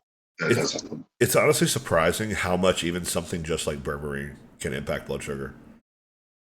Well, so I take dihydroberberine Yeah. AM and PM, and then I also take regular berberine throughout the day as Yeah. well, along with steps, 500 mgs of metformin Yeah. PM. So, I mean, that's the only things I really do for blood sugar. That and just like steps, Do you guys and that seems to keep me combine in a good berberine with spot. insulin at the same time? Yeah, I've never had an issue doing that. I've combined before I got with Joe, I would do 3,000 milligrams of metformin split into two different dosings, 1,500 AM, 1,500 PM. Wow. Probably Damn. that same amount of metformin or berberine rather. And I do Lantus, I do Humalog. I think I was probably doing Retta at that time too. Or no, I wasn't doing Retta at that time because I feel like it can only be overkill maybe if it's Humalog. Yeah. It was a very small amount of Humalog. It was like maybe 6 units pre-workout, which for me is not a lot. Like I handled it pretty well. Okay. Yeah, I've never been someone to run into low blood sugar issues unless like I'm dieting and on super low food. But in general, like when I'm eating food, my fasted glucose is, Max will know these numbers better, but on average, I'd say it's like 5.0. Yeah, that's where At its best, which is pretty good. I think that's like around 90, but I'm not Okay. someone that's getting like 80. And then like between meals, I'll come back down to like 100 or 5.6 would be the number we go by. But yeah. Yeah, they say anything under 5 is really good, and they say anything over 5.6 is starting to be negative. Okay. That's all similar. No, bodybuilding standards. Yeah. Yeah. A doctor would laugh at you if you told them that. But That's probably like 120 in our metric. 5.6. Yeah. 5.6 is 100. Oh, okay. So, Yeah. So that is definitely I think- bodybuilding standard. Yeah, I think ideally, like, you want to be down to around 100 at the highest, like in a perfect world, like maybe at the end of an off season where you're really pushing it, and Yeah, like at insulin's, like, 5.4 or something, 5.5. It's like I think that's where I ended my before I started prep. I think I was 5.4, and I think my last blood work I was 5.1. Okay. I really think, and sometimes I go back and forth on this, and it's like, does having that number be super low really benefit as long as you're growing, staying lean? I doubt Ronnie Coleman or Jay Cutler were they didn't even know a fucking A1C is. They probably still don't know. But it's like, how much does that number really matter unless it's super, super, super low or super, super high? Does it make sense? But if you're noticing you're staying lean, you're growing, you're still getting good pumps, everything's still fucking working as it should. These nuances of like where these numbers really fall, I don't think they matter a whole lot. Because I don't think so. coming out of my prep, I was seeing like numbers, 69. Yes. Something like that, even after a day after a free meal. Yeah, like 75. And then I got sick, and then got up to like lower 90s, and I was like, "What the fuck?" And it started stressing me out. Then I thought, I'm still lean. Yeah, I'm still fucking growing, and it came back down. But I don't think these numbers, like knowing where these fucking levels are, matters too fucking much as long as everything else is in line. It depends. Yeah, like it's definitely good to monitor, just so you can see the trend. Absolutely. And you're ready to react on it when it does get too high. But I mean, if I'm going to be honest, I'm pretty obsessive about it. Just, I don't know, it's just like one of those tisms I have, and it's like I check it before every meal, but like I don't get hung up on the number. But it's more like if I see an abnormal number, I'm like, okay, for what, like why is this? Or and then obviously I just find it interesting because like it's cool. I'll have a bad sleep, and it'll still be good. And it's kind of like a relief to me, honestly. Yeah. Where it's like, okay, that bad sleep's not gonna, not derail me, Yeah. but like it's not gonna have any negative It just effect gives in you that peace of sense. mind, But right? yeah, Damn it. yeah, exactly. Damn it, you convinced me. I'm putting on a CGM after this. Yeah, you should. But I will say But- this. but- Be that guy that only has one and is like, when should I use my one CGM? Oh yeah, yeah. Well, so, I mean, it was either I'm going to use it like this week. I'm either use it this week or I'm going to wait until my next off season. So fuck it, I'm going to go ahead and put it on. But Yeah, just I will say one caveat about the number mattering or not mattering. Objectively, like I would screenshot my numbers for like various meals, fasted stuff like that. Looking back in my phone, I grew my leanest and my best the lower that number was consistently. Like when I was waking up in the 50s, in the 60s, and I was, which like you said, that's a very low number. That's not the difference between 80 and 90. Let's say we're talking about like 60, 70. After an hour after a meal, I'm down to like 50, 60 if it's a day where I'm using Atlantis. If it's a day where I'm not using Atlantis, 60, 70. When it was extremely low like that, I absolutely grew leaner and I grew better. But were you also dealing every other variable at that point? Yes. Whereas before you might not. that's one No, thing no, I no. wanted So to mention as well. This is like on a continuum line. Like every variable has been nailed for me since like December of last year. I'm talking about from then to now within the timeline of seeing progress ebb and flow, body fat come on at different rates, regardless of like, no variables changing.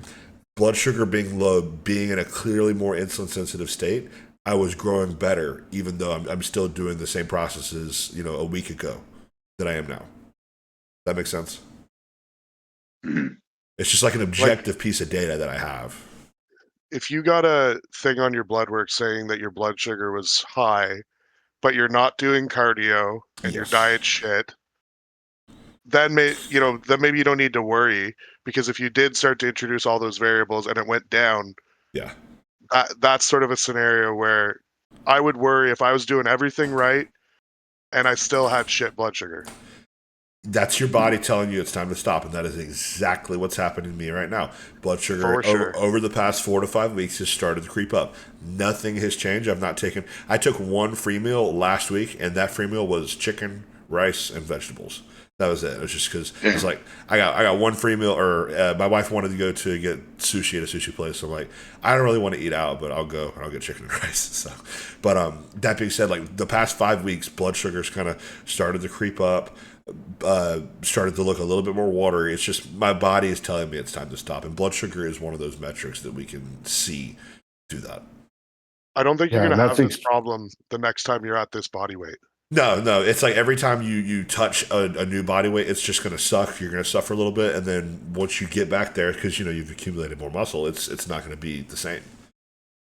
I don't even think it's a matter of body weight. I think it's just the fact that you've been pushing it. Like the blood sugar is gonna, once you've been pushing food and insulin for a certain amount of time, like it's gonna trend that way, and that's the whole reason why permabulking doesn't work. Exactly. You have to reset it at some point. So it's not even a fact that you're at a certain body weight. It's just your runway for pushing is just Exactly. you've hit the end of the road, right? Yep. Yeah, I like how you put that. Permabulking is a very good word to use there too, because it's what a lot of people do. Mhm. And that I was use from experience. yeah. I mean, I did it literally. Like I was talking on Maddox Medlin's podcast. I did it from and actually I think I touched on it on our podcast too. Yeah. That I had done it from basically high school to it was like 5 years, and I just kind of I got to the muscle mass of being about 170 pounds on stage from doing that. It did nothing for me, but. I love how Fuan is like the proponent of the permabulk. He's like, you gotta get fat in your off season. He has abs and like lines and everywhere. It's like, Yeah. Yeah. so I used to listen to that podcast and be like, oh, you gotta get fat in your off season. I'm like, okay, so but I looked nothing like he did in his off season because he had nowhere near that muscle mass. It's like That's the key. that's where it's like you really gotta say like, hey, don't get fat in your off season. You should still be able to see everything.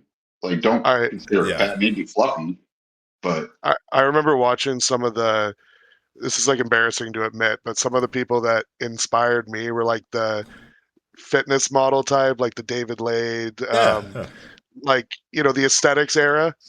And I remember being completely natural and watching these guys go to like IHOP and eating like a complete junk food meal, being like, all right, that's what I got to do, not Yeah. knowing that there's pharmacology going on in the background. Yeah, 100 mics of Clin that morning, bunch of fucking ephedrine, and hopefully Yeah, not, it's maybe, like, maybe some DMP or some shit. Who fucking knows? who the But fuck knows? But like yeah. natural people should not necessarily take, Oh you no. know, drugged up bodybuilders as gospel because it's just a totally different ballgame. Yeah, I am like because I have a few natural guys I'm working with right now. I am like a surgeon with a scalpel on those guys when it comes to increasing food. Like I'd be very careful with that too because it's you can pull back on food once you've increased it, but it's really hard. A lot of people don't like that. So I typically, and especially with them, they don't have this clear cut defined time where we really want to push and pull and then take a hold. Like with us, it's easy. We got a bulk cycle. We can just push up food pretty linearly. Maybe we pull back if something goes wrong, but we can just take a cruise. Androgens are going down. Okay, let's pull food down a little bit. They go together. It's not going to freak the client out as much. But if you just have a 25-week block of time to push weight with a natural guy, they're not going to want to pull back on food most of the time. So you just got to very slowly inch them up. Whereas with us, you know, But honestly, gear doesn't even like. Obviously, it makes a difference, but it's more the muscle mass than anything. Yes. Because even a guy on gear, like I've gone pretty damn fat on gear. Like, Oh yeah. Yeah. just because I didn't have the muscle mass to support the food, but at the same time, like I had to push the food to gain weight, and Yeah. you got to gain weight to put on muscle. So it's Exactly. like it's not going to come on pretty, but obviously once you hit a certain level of muscle mass, it becomes a lot harder to get actually fat. Like you'll get bodybuilder fat, but not Yeah. Yeah. but not fat. I find that one of the main benefits of growth hormone in the off season is Yeah. what it does for that. I remember Which the is first time adding it in, my diet was absolute shit, but I got away with a lot of shit because I just felt like it was being partitioned into muscle yeah. better. And once you really get your diet dialed in, you have a hard time actually gaining real fat. You gotta Yeah. get watery, but like the hard visceral fat it takes a while. It's weird how that does that too You because speak like for yourself. I could get Didn't you that say when you damn were right, smoking brother. weed, didn't you say when you were smoking weed that you were conscious about being fat? Yeah, So that was your background? yeah. No, I come from having like a fatter body type, Okay. so I could get fat on chicken and rice, bro. yeah, yeah. I should have. Yeah, I shouldn't have spoke too soon. You definitely like you definitely can if you have the appetite. Like it is just calories in, calories out at the end of the day. Like I'm a believer in the cleaner food making it a bit harder to get fat just because your body's going to process it better. But look, if you put somebody on 10,000 calories a day and it's all clean and they can somehow eat it, they're probably going to get fat. Do that for Yeah. 6 months. So- they're going to get fat. I mean, I'll even caveat this. I'm on, about 3,500 calories right now. My highest was maybe 3,800. Okay. I don't have to eat a whole lot of food, but For it's your like size, that's pretty low. if I keep pushing it up, though, I'll get fat. Yeah. So, but here's the thing: my food actually doesn't really come down that low in prep either. There you go. So You're just very efficient. it kind of works out for me. You're very efficient with your body, with how your body processes food. Yes, pretty much. Like I think my calories I think they dipped maybe to like 2,900 last mock prep, and that was What's up, man? I think that's the rules I got. With having a free meal every week, having carbs pretty much 5 weeks out, go to like do a refeed, dude, you're dropping like 3 pounds a week. All right. Well, So, I think you can really manipulate the metabolism like a coach could be like a puppet master the way they Yes. manipulate the diet to like keep food high and Yep. but keep you losing weight, right? I mean, it's obviously not simple, and it depends on like how the person's metabolism's cranking already, but if you're strategically throwing high days and stuff, you can really keep that food pretty high. Yeah. There's something to be said Yeah, too well, about I like mean- the thermic effect of food. Like you can really use that to manipulate someone's look too. Like going back to the natural guys, I've heard Chris Tuttle say this too. I actually will have a lot of them do more protein after hearing Chris talk about this, I was like, this makes sense. I'm gonna start doing this. So basically, I'll have them do more protein because it's really hard to push carbs and fats on those guys because typically they are gonna have less muscle mass, right? Because it's not necessarily a drug thing; it's just a muscle thing. A natural guy at 5'11" is gonna be on stage, what, like 150 pounds if he's lucky, something like that. So there's just not a lot of tissue there. So I find really bumping the protein there can be a good way to make food feel like it's higher when it's not really. And that can also apply just to regular contest prep too. That's why having high protein can feel nice as well because it's very satiating. And you do get that thermic effect of it as well where you're going to be burning a bit more efficiently. I think I'm also a huge problem. Go ahead. I was going to say the double-edged sword, though, of the high protein and prep, though, is if you're someone that's prone to digestive issues, that could become a problem. But yeah, other than that, yeah, it's definitely a great tool. I wish I knew about betaine HCl during prep. Man. Yeah. I wasn't. And glutamine. I knew about glutamine. I used it in the past, but I was kind of cheaping out on it. And I had heard about betaine, but I had never But introducing both of those during my rebound, fucking complete game changer with digestion. Yeah. I really think betaine, HCl, glutamine, apple cider vinegar, that's really all you need for digestion. That's it. Dude, crazy. Or so this is what I'm a huge proponent in is actually making sure you get your micronutrients in.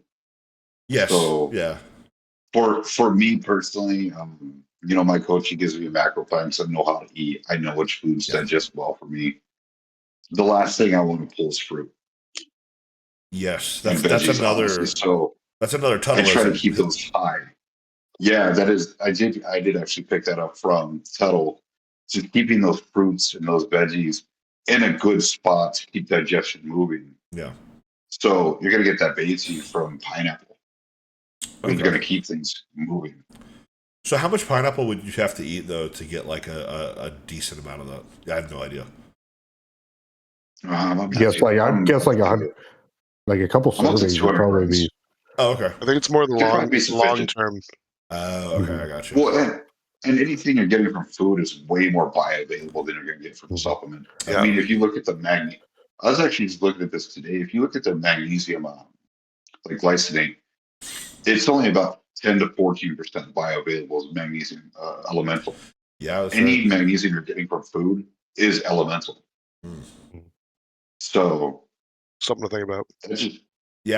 That's whatever you get from food is way better, which actually brings me to that point of Anson. You're talking about making sure you get your protein and your nutritional needs from an actual whole food source instead of a whey, which we all love whey. You weren't saying, hey, you can't have it, but you should be also looking to get your nutritional needs from whole foods because you're going to get all those micros as well. Yep. So I think that was, I mean, obviously it's hard to pinpoint anything, but I did run into some constipation during prep. Obviously with the whole contest prep being like, kind of like polypharmacy and having all these moving parts, there was certain drugs that may have caused it, but also we had pulled fruit out at like 16 weeks.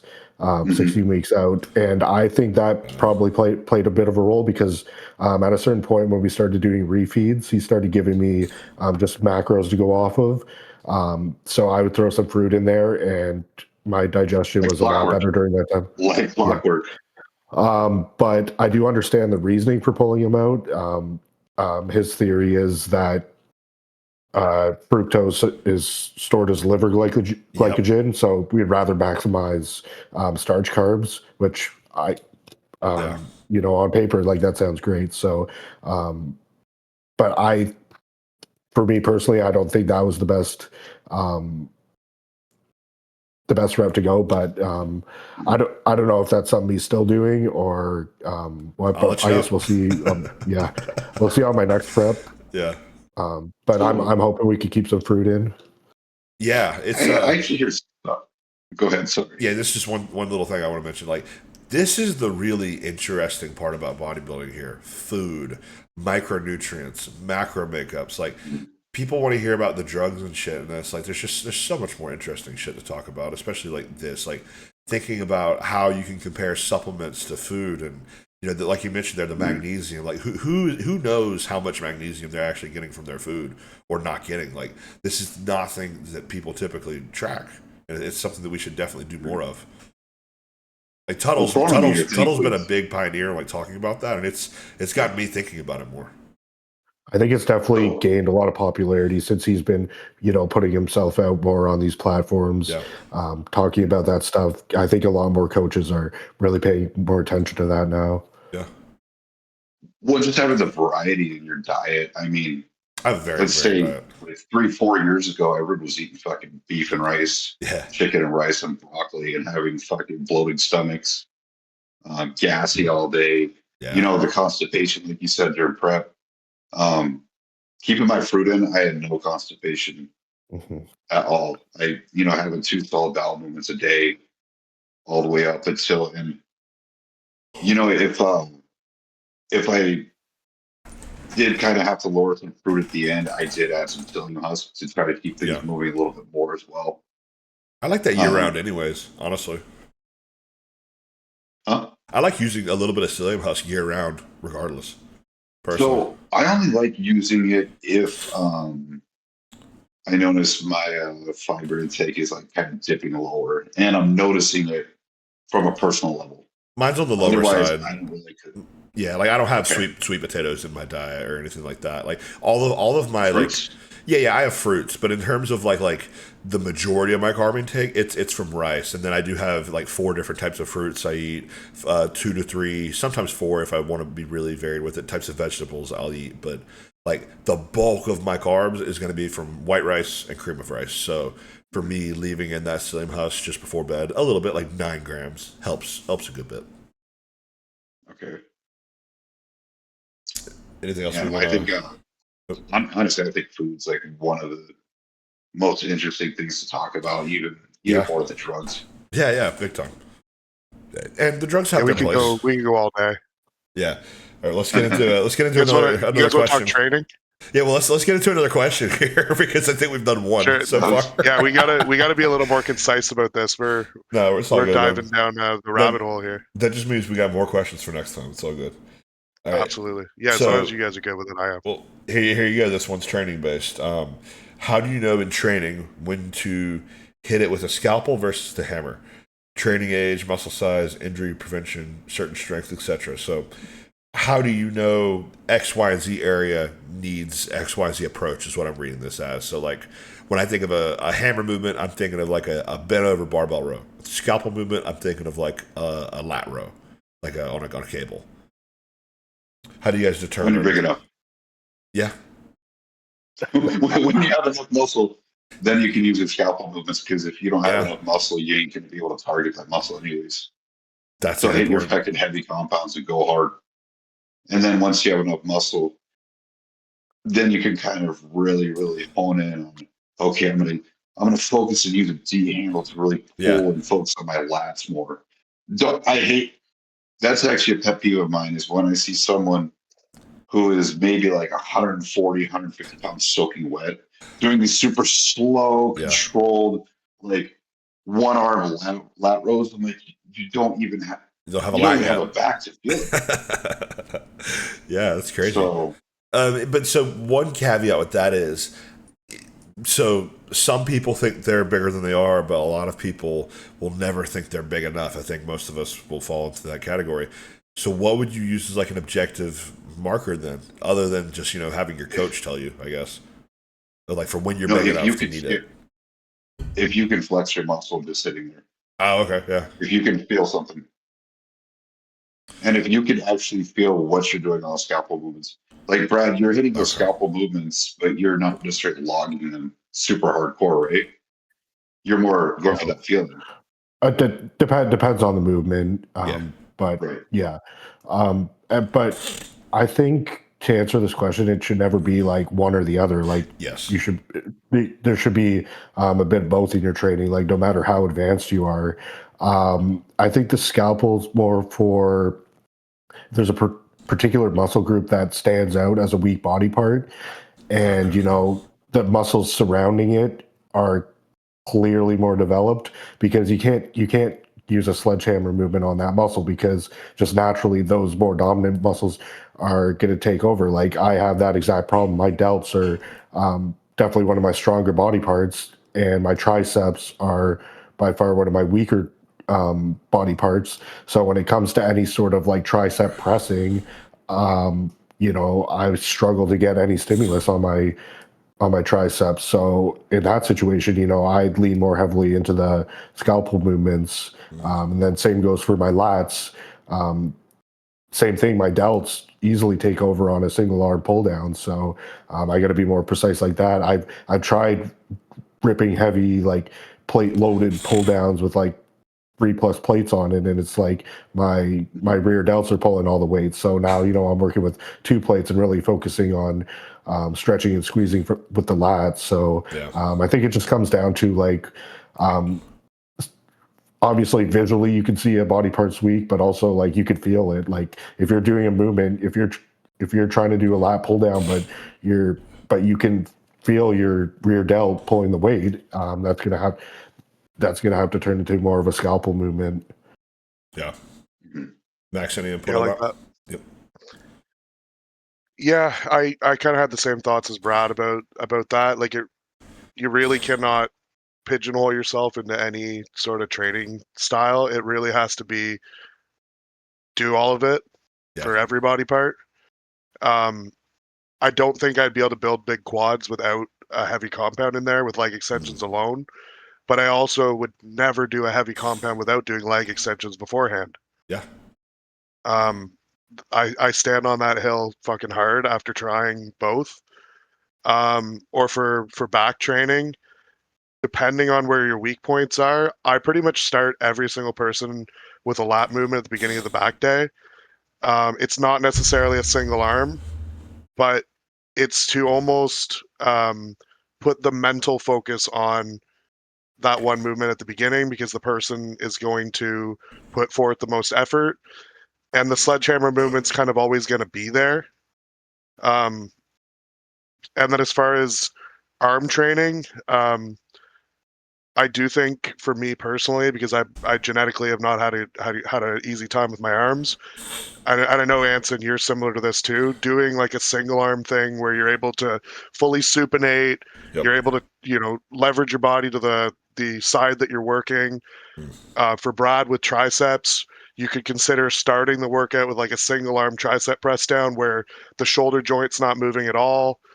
And then you could include something like a heavy dip or a skull crusher or an extension later on in the workout. I just think it's so hard to make a blanket statement without knowing the person's full story. Yeah. I would say overall, like if I just had to sum it up and then leave it, it would be like the scalpel is going to be for your more developed body parts, and the sledgehammer is going to be more for what's not developed. You're still going to use the scalpel on everything. You're still going to use the sledgehammer on everything, but that ratio is going to shift like 60-40 or 70-30, something like that, depending on the developed nature of that body part. Because like if you have a, like for example, my friend Madison, who I've had on the show, very, very, very good back. It would be idiotic for him to do a back workout that consisted completely of deadlifts, bent over rows, and heavy dumbbell rows. It just would serve no purpose for him. So it depends on your level of advancement, stuff like that nature, I would say.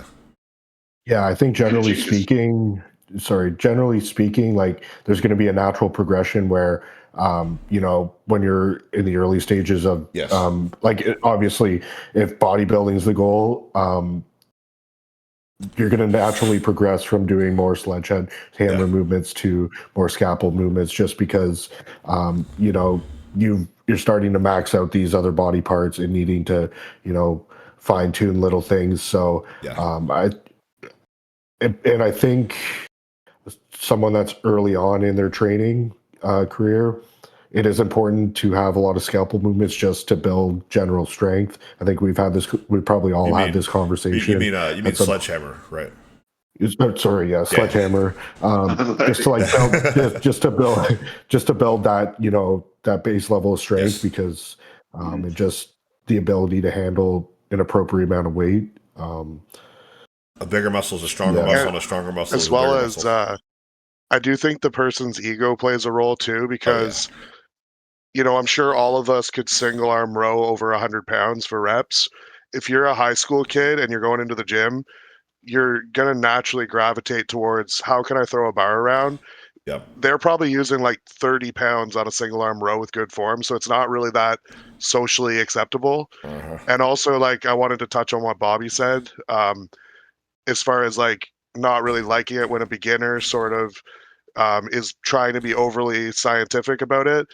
I totally agree there. But looking back, I wish that I had done some of that, but you only know because I genetically have a good back and I could barbell row 315 for reps, Yep. but I absolutely was not developing my lower lats, and I have years of work to fill that area out of my back because I wasn't doing the scalpel stuff.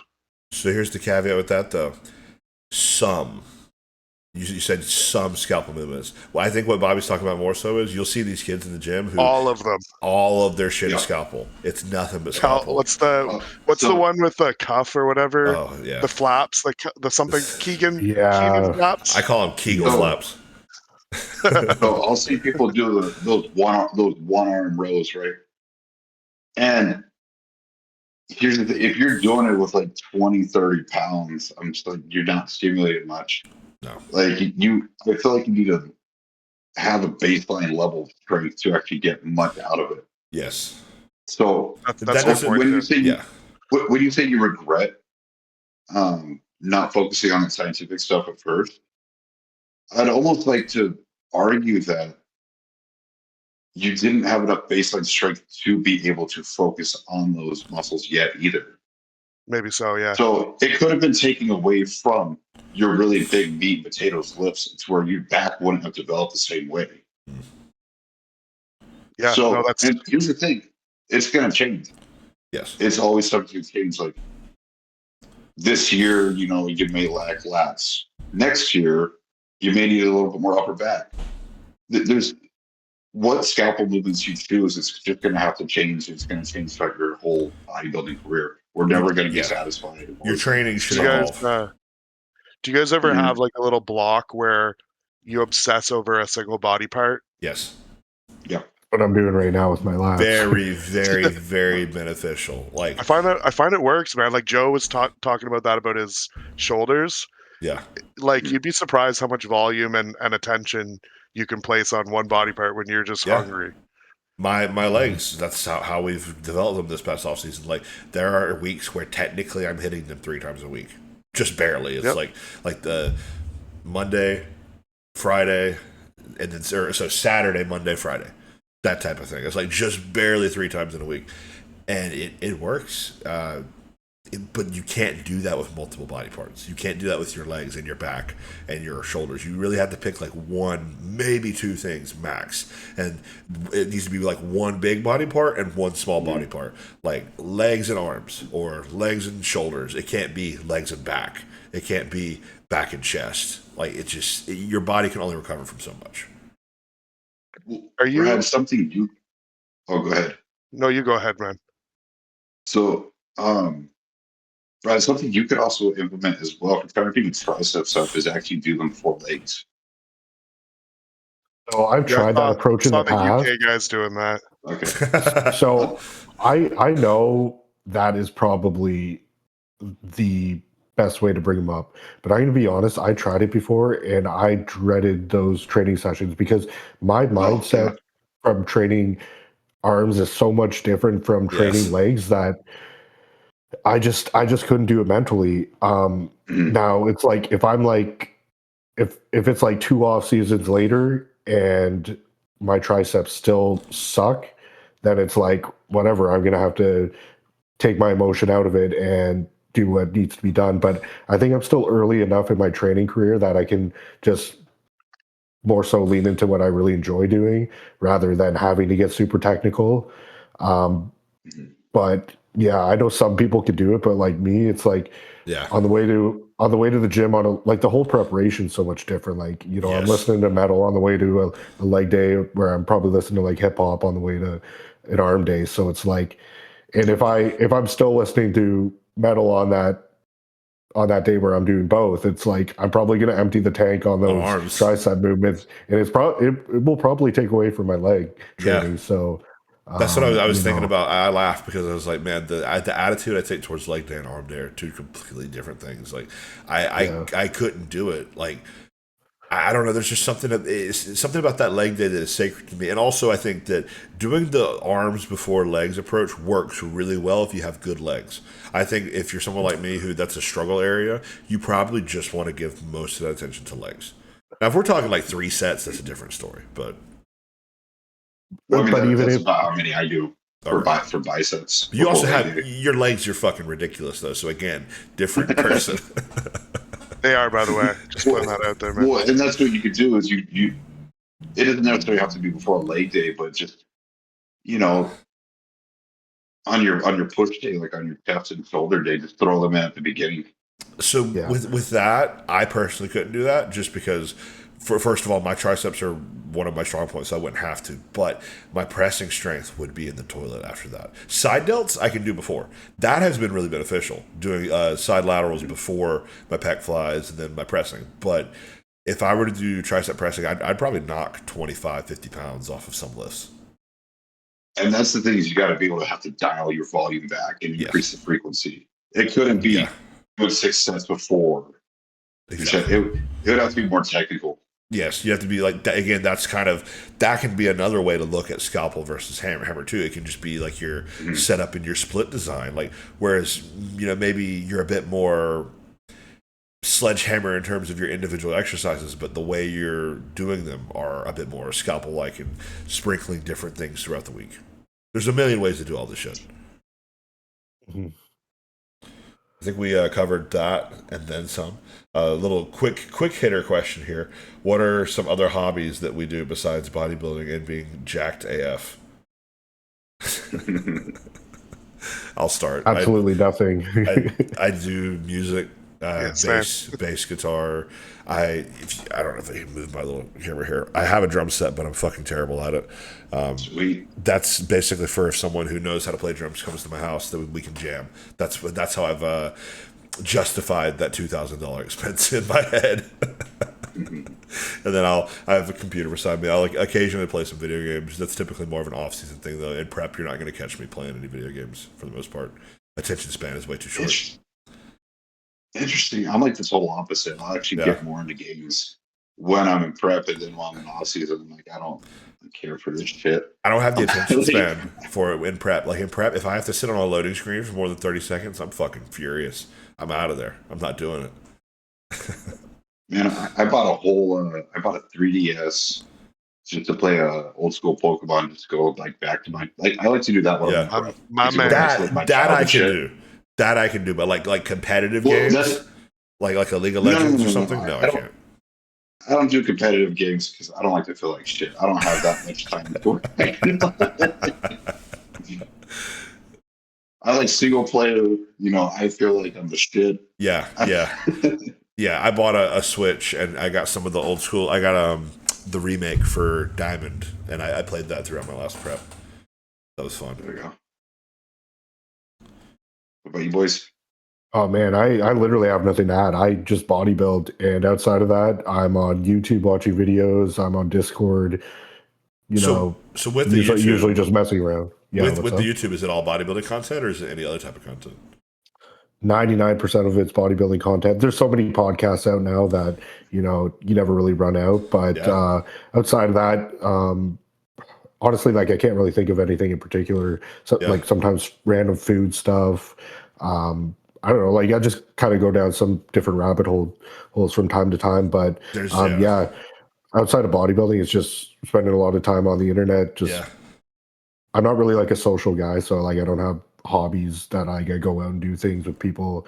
But yeah, that might sound sad, but it's like that's just like that's what I want to do. I have the same answer.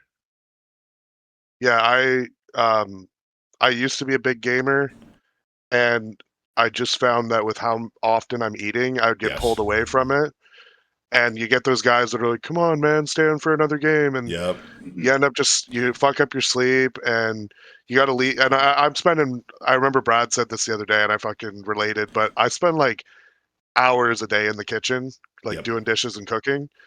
Yeah. And the more that I've made my entire life about bodybuilding, the happier I've been, honestly. 100%. Like it just kind of gives you that peace of mind to know that you're doing everything that you need to be doing. And also my job is personal training.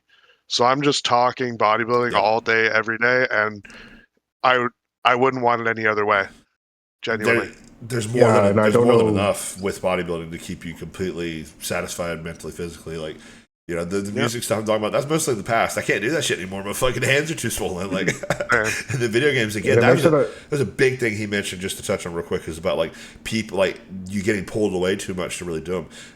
100% relate. Like, I used to play competitive video games like League of Legends and stuff like that, where these matches are hour long plus, and you can't step away from it. So that means if I'm bodybuilding, I'm not playing those games because I'm just gonna have to step away. Is what it is. Yeah. And I feel like bodybuilding keeps pulling you in more and more and consuming you more. Yep. When you see like the correlation, like the more of my energy that I put into this and just this, like the better progress I make. Like that's how it's been for me. Like, Yeah. I mean, I've always been like really dedicated to it, but the more that like I've set up my life to focus more on bodybuilding, like the progression correlates with it. So it's like it just makes me, it just pulls me in even more, I guess is the easiest way to put it. Yeah. No, I totally relate there, man. Like even this was the first year that I actually had intentional digestion walks. Yeah. And I've noticed just with blood sugar readings, just with even just my mood, as weird as that sounds, like Yeah. I have everything laid out to a fucking, like probably to the point where it's overkill. Like I will not drink water while I eat my meals. I will make sure that I drink water 15 minutes plus before the meal. I take certain supplements with every single meal. Yeah. I look at what time I finished my last bite of food. I go for a 10-minute walk if I have the time. The next time I go to eat the meal, I'm hydrating between. I'm having certain supplement. Like it's all, I try to look at like my 7 meals a day as like, did you do everything right? Yeah. And then you hear about these guys that it's like, oh, I haven't fucking pinned my gear today or fucking in 3 weeks. And I'm just like, you're just such a loser, dude. You're such a shitty bodybuilder. You can't even. What's worse though is when they say that shit and then they're actually really fucking good. That's worse. Well, like that's what I was going to say. If they look like shit and they miss out on those things, it's like, okay, what are you doing? Like, what are you even in this for? Yeah. But if you look sick and it's like that, it's like fuck you. I'm doing all these little things for the extra 1%, and you're just. I've like, yet to meet someone around. good who's said that to me. But like being in a small town, you really don't see anyone good. Yeah. No, I'm talking more so. Okay, well, actually, I do know of this one natural kid that just fucking lives off of ho-hos. Is he black? No, he's like probably 6'1", 6'2" white kid. I told him, let me prep you. I can turn you pro in men's physique. I can turn you pro at 18 years old. I can turn you pro right now. 2 months. You're there. Like, that's how good this kid is. And he lives off of fucking donuts, ho-hos, and pizza. It's fucking 100% natural, by the way. Like, no idea what the fuck any of that shit is. Like, I don't even think he would know how to pin. Yeah. So there are people out there like that, but for the most part, it's going to come down to nailing the little X's and O's of bodybuilding with precision and excellence, and learning to love doing that is a big part of it too. Because if you're having to force yourself to do these little things, you're not going to do it. You got to love it. Yeah, 100%. And we all do. That's why we're here. Yeah. All right. Yeah, Well, like I always say, you gotta. Like bodybuilding is not easy, so you have to love all parts of the process, right? Like, because there is a lot of shitty stuff we have to do, but you got to like love the fact that you're doing it for the greater good, right? Yeah. Or else, like, you don't really deserve to, enjoy the exciting stuff. Like, a good example is like being deep in an off season. It's like no one likes, well, not no one, but a lot of people don't like how they look. You feel like shit, but it's like people want to live in that window of like the post-show rebound and like when you're like ready for a show and like feeling like all great 10 to 4 weeks out. That like 10 to 4 weeks outlook where everything's perfect. Just like those perfect circumstances where everything feels good. People want to live in that, but it's like okay, like if you want to be a good bodybuilder, like you're gonna have to live equal or more time in these periods of, not necessarily enjoying it, but Yeah, and talking about nailing like the simple day to day X's and O's, like people need to pay attention to this bottom left hand corner right here. Like this shit right here, eating, not missing a meal. When you have to eat a meal, you have to eat a fucking meal. The world does have to stop for a moment. Unless, of course, you X, Y, and Z situation. But if you've set up your life in a way where you can eat a meal exactly when you're supposed to, that's just nailing it. X and O's. Like meal timing does matter. There's a difference between you eating a meal every hour and every an hour and then 4 hours and then 2 hours. Like your body does want to get into a rhythm with things. It's very important to nail even just something that might not seem important like that, like meal timing. yeah, if you want to be the best bodybuilder you possibly can, like you have to be pretty selfish, and you need to, I mean, like, and it's like little things like that, like eating a meal, like it's not at the expense of No. anyone else. Like if you have to remove yourself from a certain situation to go eat your meal, like you're not hurting anyone else. But Yep. like some people have like this ego, like they don't want to be judged for doing this, like like they don't want to bring their meals to certain places, or like just little things like that. But it's like you got to be selfish, and you just got to like, if there's people, not to like go off on a rant, but if like there's people in your life that are like judging you for wanting to do this or like giving you a hard time about it, it's like you need to just set a new standard. Like this is the way I'm going to live. Like if we're in the middle of something, like I'm going to stop and eat if it's time to eat. Exactly. And it's like realistically, if somebody cares that much about what you're putting into your body, and it has nothing to do with them, it doesn't hurt them, probably not the best person, right? Like my family doesn't judge me when I bring a Tupperware to a family event, or if we go to a restaurant, I don't get an entree and don't eat anything. Like it's just it's who I am. It is what it is. Yeah. So This oh, go ahead. basically everything Brad was saying was like huge for me, because that guy that you described that kind of got peer pressured into being a shittier bodybuilder was kind of me. Just trying to, be balanced and all that shit. I have been the furthest from balanced for the last couple of years, and it just made me so much happier. And I remember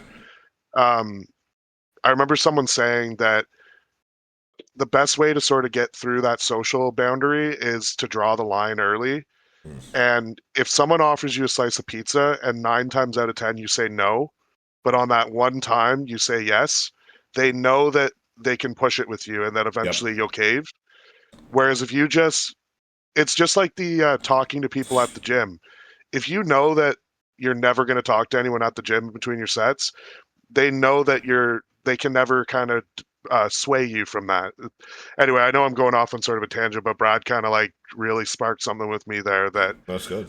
it's so fucking true, man. Like it's basically having that sort of, schedule to your day where you don't let anyone sway that. It's crucial, and it almost always can happen. Like I remember Dusty Hanshaw talking about how when he would go to the mall, he would always pack an extra meal, go out to the parking lot, eat his meal, come back. It's not that deep. Yeah. Yeah, and like have a book bag, They make these wolf packs that can hold 2-3 meals, no problem. Like if my wife wants to go shopping somewhere and she wants me to come with her, that's all I got to do. I'll get a book bag. I'll take 2-3 meals with me. I'll eat them cold. And like that's another thing too. Oh my god, these fucking people out here who the cold meal thing. Yeah, will not eat a cold meal or a lukewarm meal. Like, dude, oh my god, I ate cold fish and rice on the way to Florida for my honeymoon. What do I do if I can't heat up my meal? So I got a funny story about that. I used to work construction, and construction, you're probably not gonna have a microwave. Yeah. I used to have a bag that held all my meals for the day, and I would strap it around my back, go up on roofs, eat that fucking meal, and not have a gallon of water with it. Wow.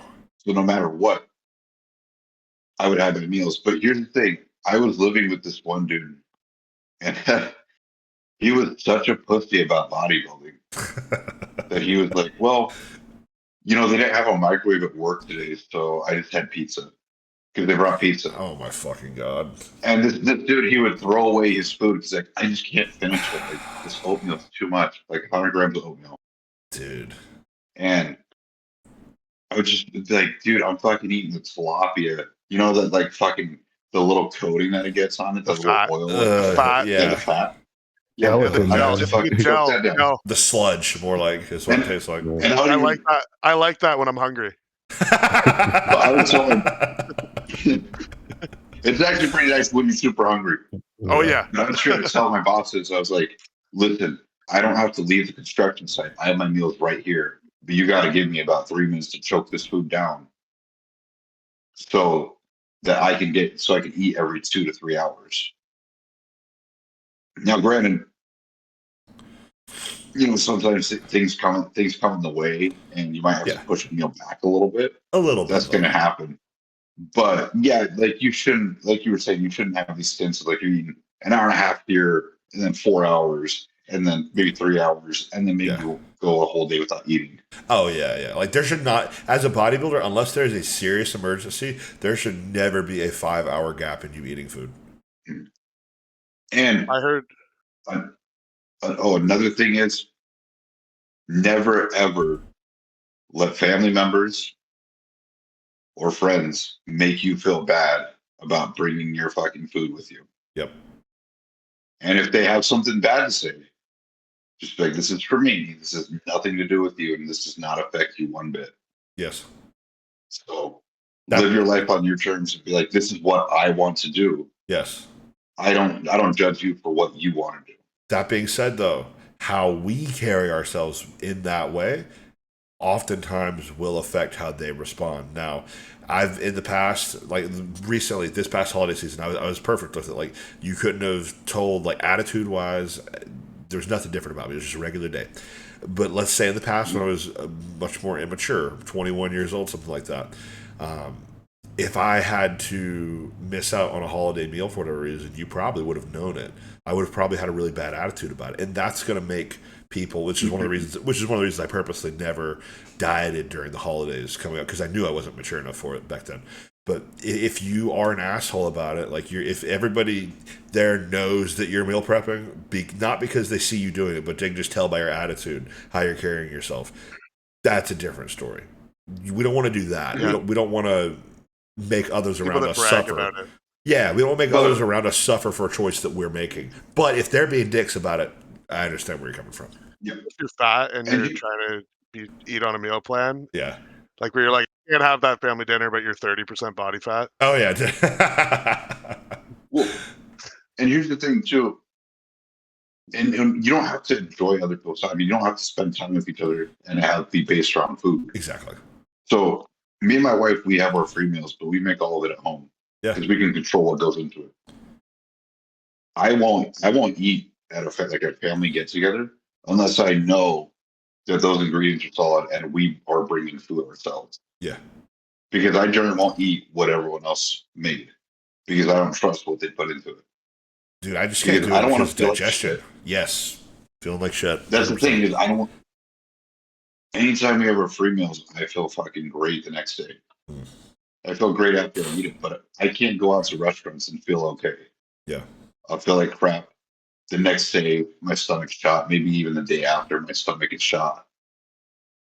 And it's like I can still eat, but you could tell you're not actually utilizing that food at all. Yes. All right, guys. Well, we're at a little over 2 hours here, so I don't want to take too much more of y'all's time. I do have to eat myself here shortly. This was great. Unless there's anything else you guys want to end with. Yeah. Speaking of food, I'm about to have some shrimp. I'm gonna cook some shrimp on the Blackstone probably. I say probably because I might within the next 2 minutes get really lazy and decide to boil them instead. But anything else you guys want to end with? Thank you for having me on. It was really great talking to you guys. Yeah, great talking with you guys. Hope we can make this a bit of a regular thing. Have a little bit of a panel to answer questions with. I think we got 3 done, which is good though. I had a feeling, man, we're all super passionate and long-winded, but we can always do more. We got them banked up. Like we have enough to do probably 4 episodes with it. Oh yeah. So all right. If anyone made it this far in the podcast, yep. I want to ask them a question. For the listeners, why did they start bodybuilding and what keeps them wanting to keep bodybuilding? What's their motivation? What's their discipline for? Yeah, and if you're not So- particularly bodybuilding, you're like more of a lifestyle person. yeah. What is your reason for wanting to live the lifestyle? Like, what got you into it, and what does that look like for you? But then definitely competitors want to hear that as well. So And remember, Okay. it's always better to eat a meal too early than to eat a meal too late. yep. All Good right. point. Well, this has That's been what I do when I'm in a Take rut. care. yeah, this has All been right. another episode of the Iron Obsession podcast. Thank you guys so much for watching, and we'll see you guys in the next one.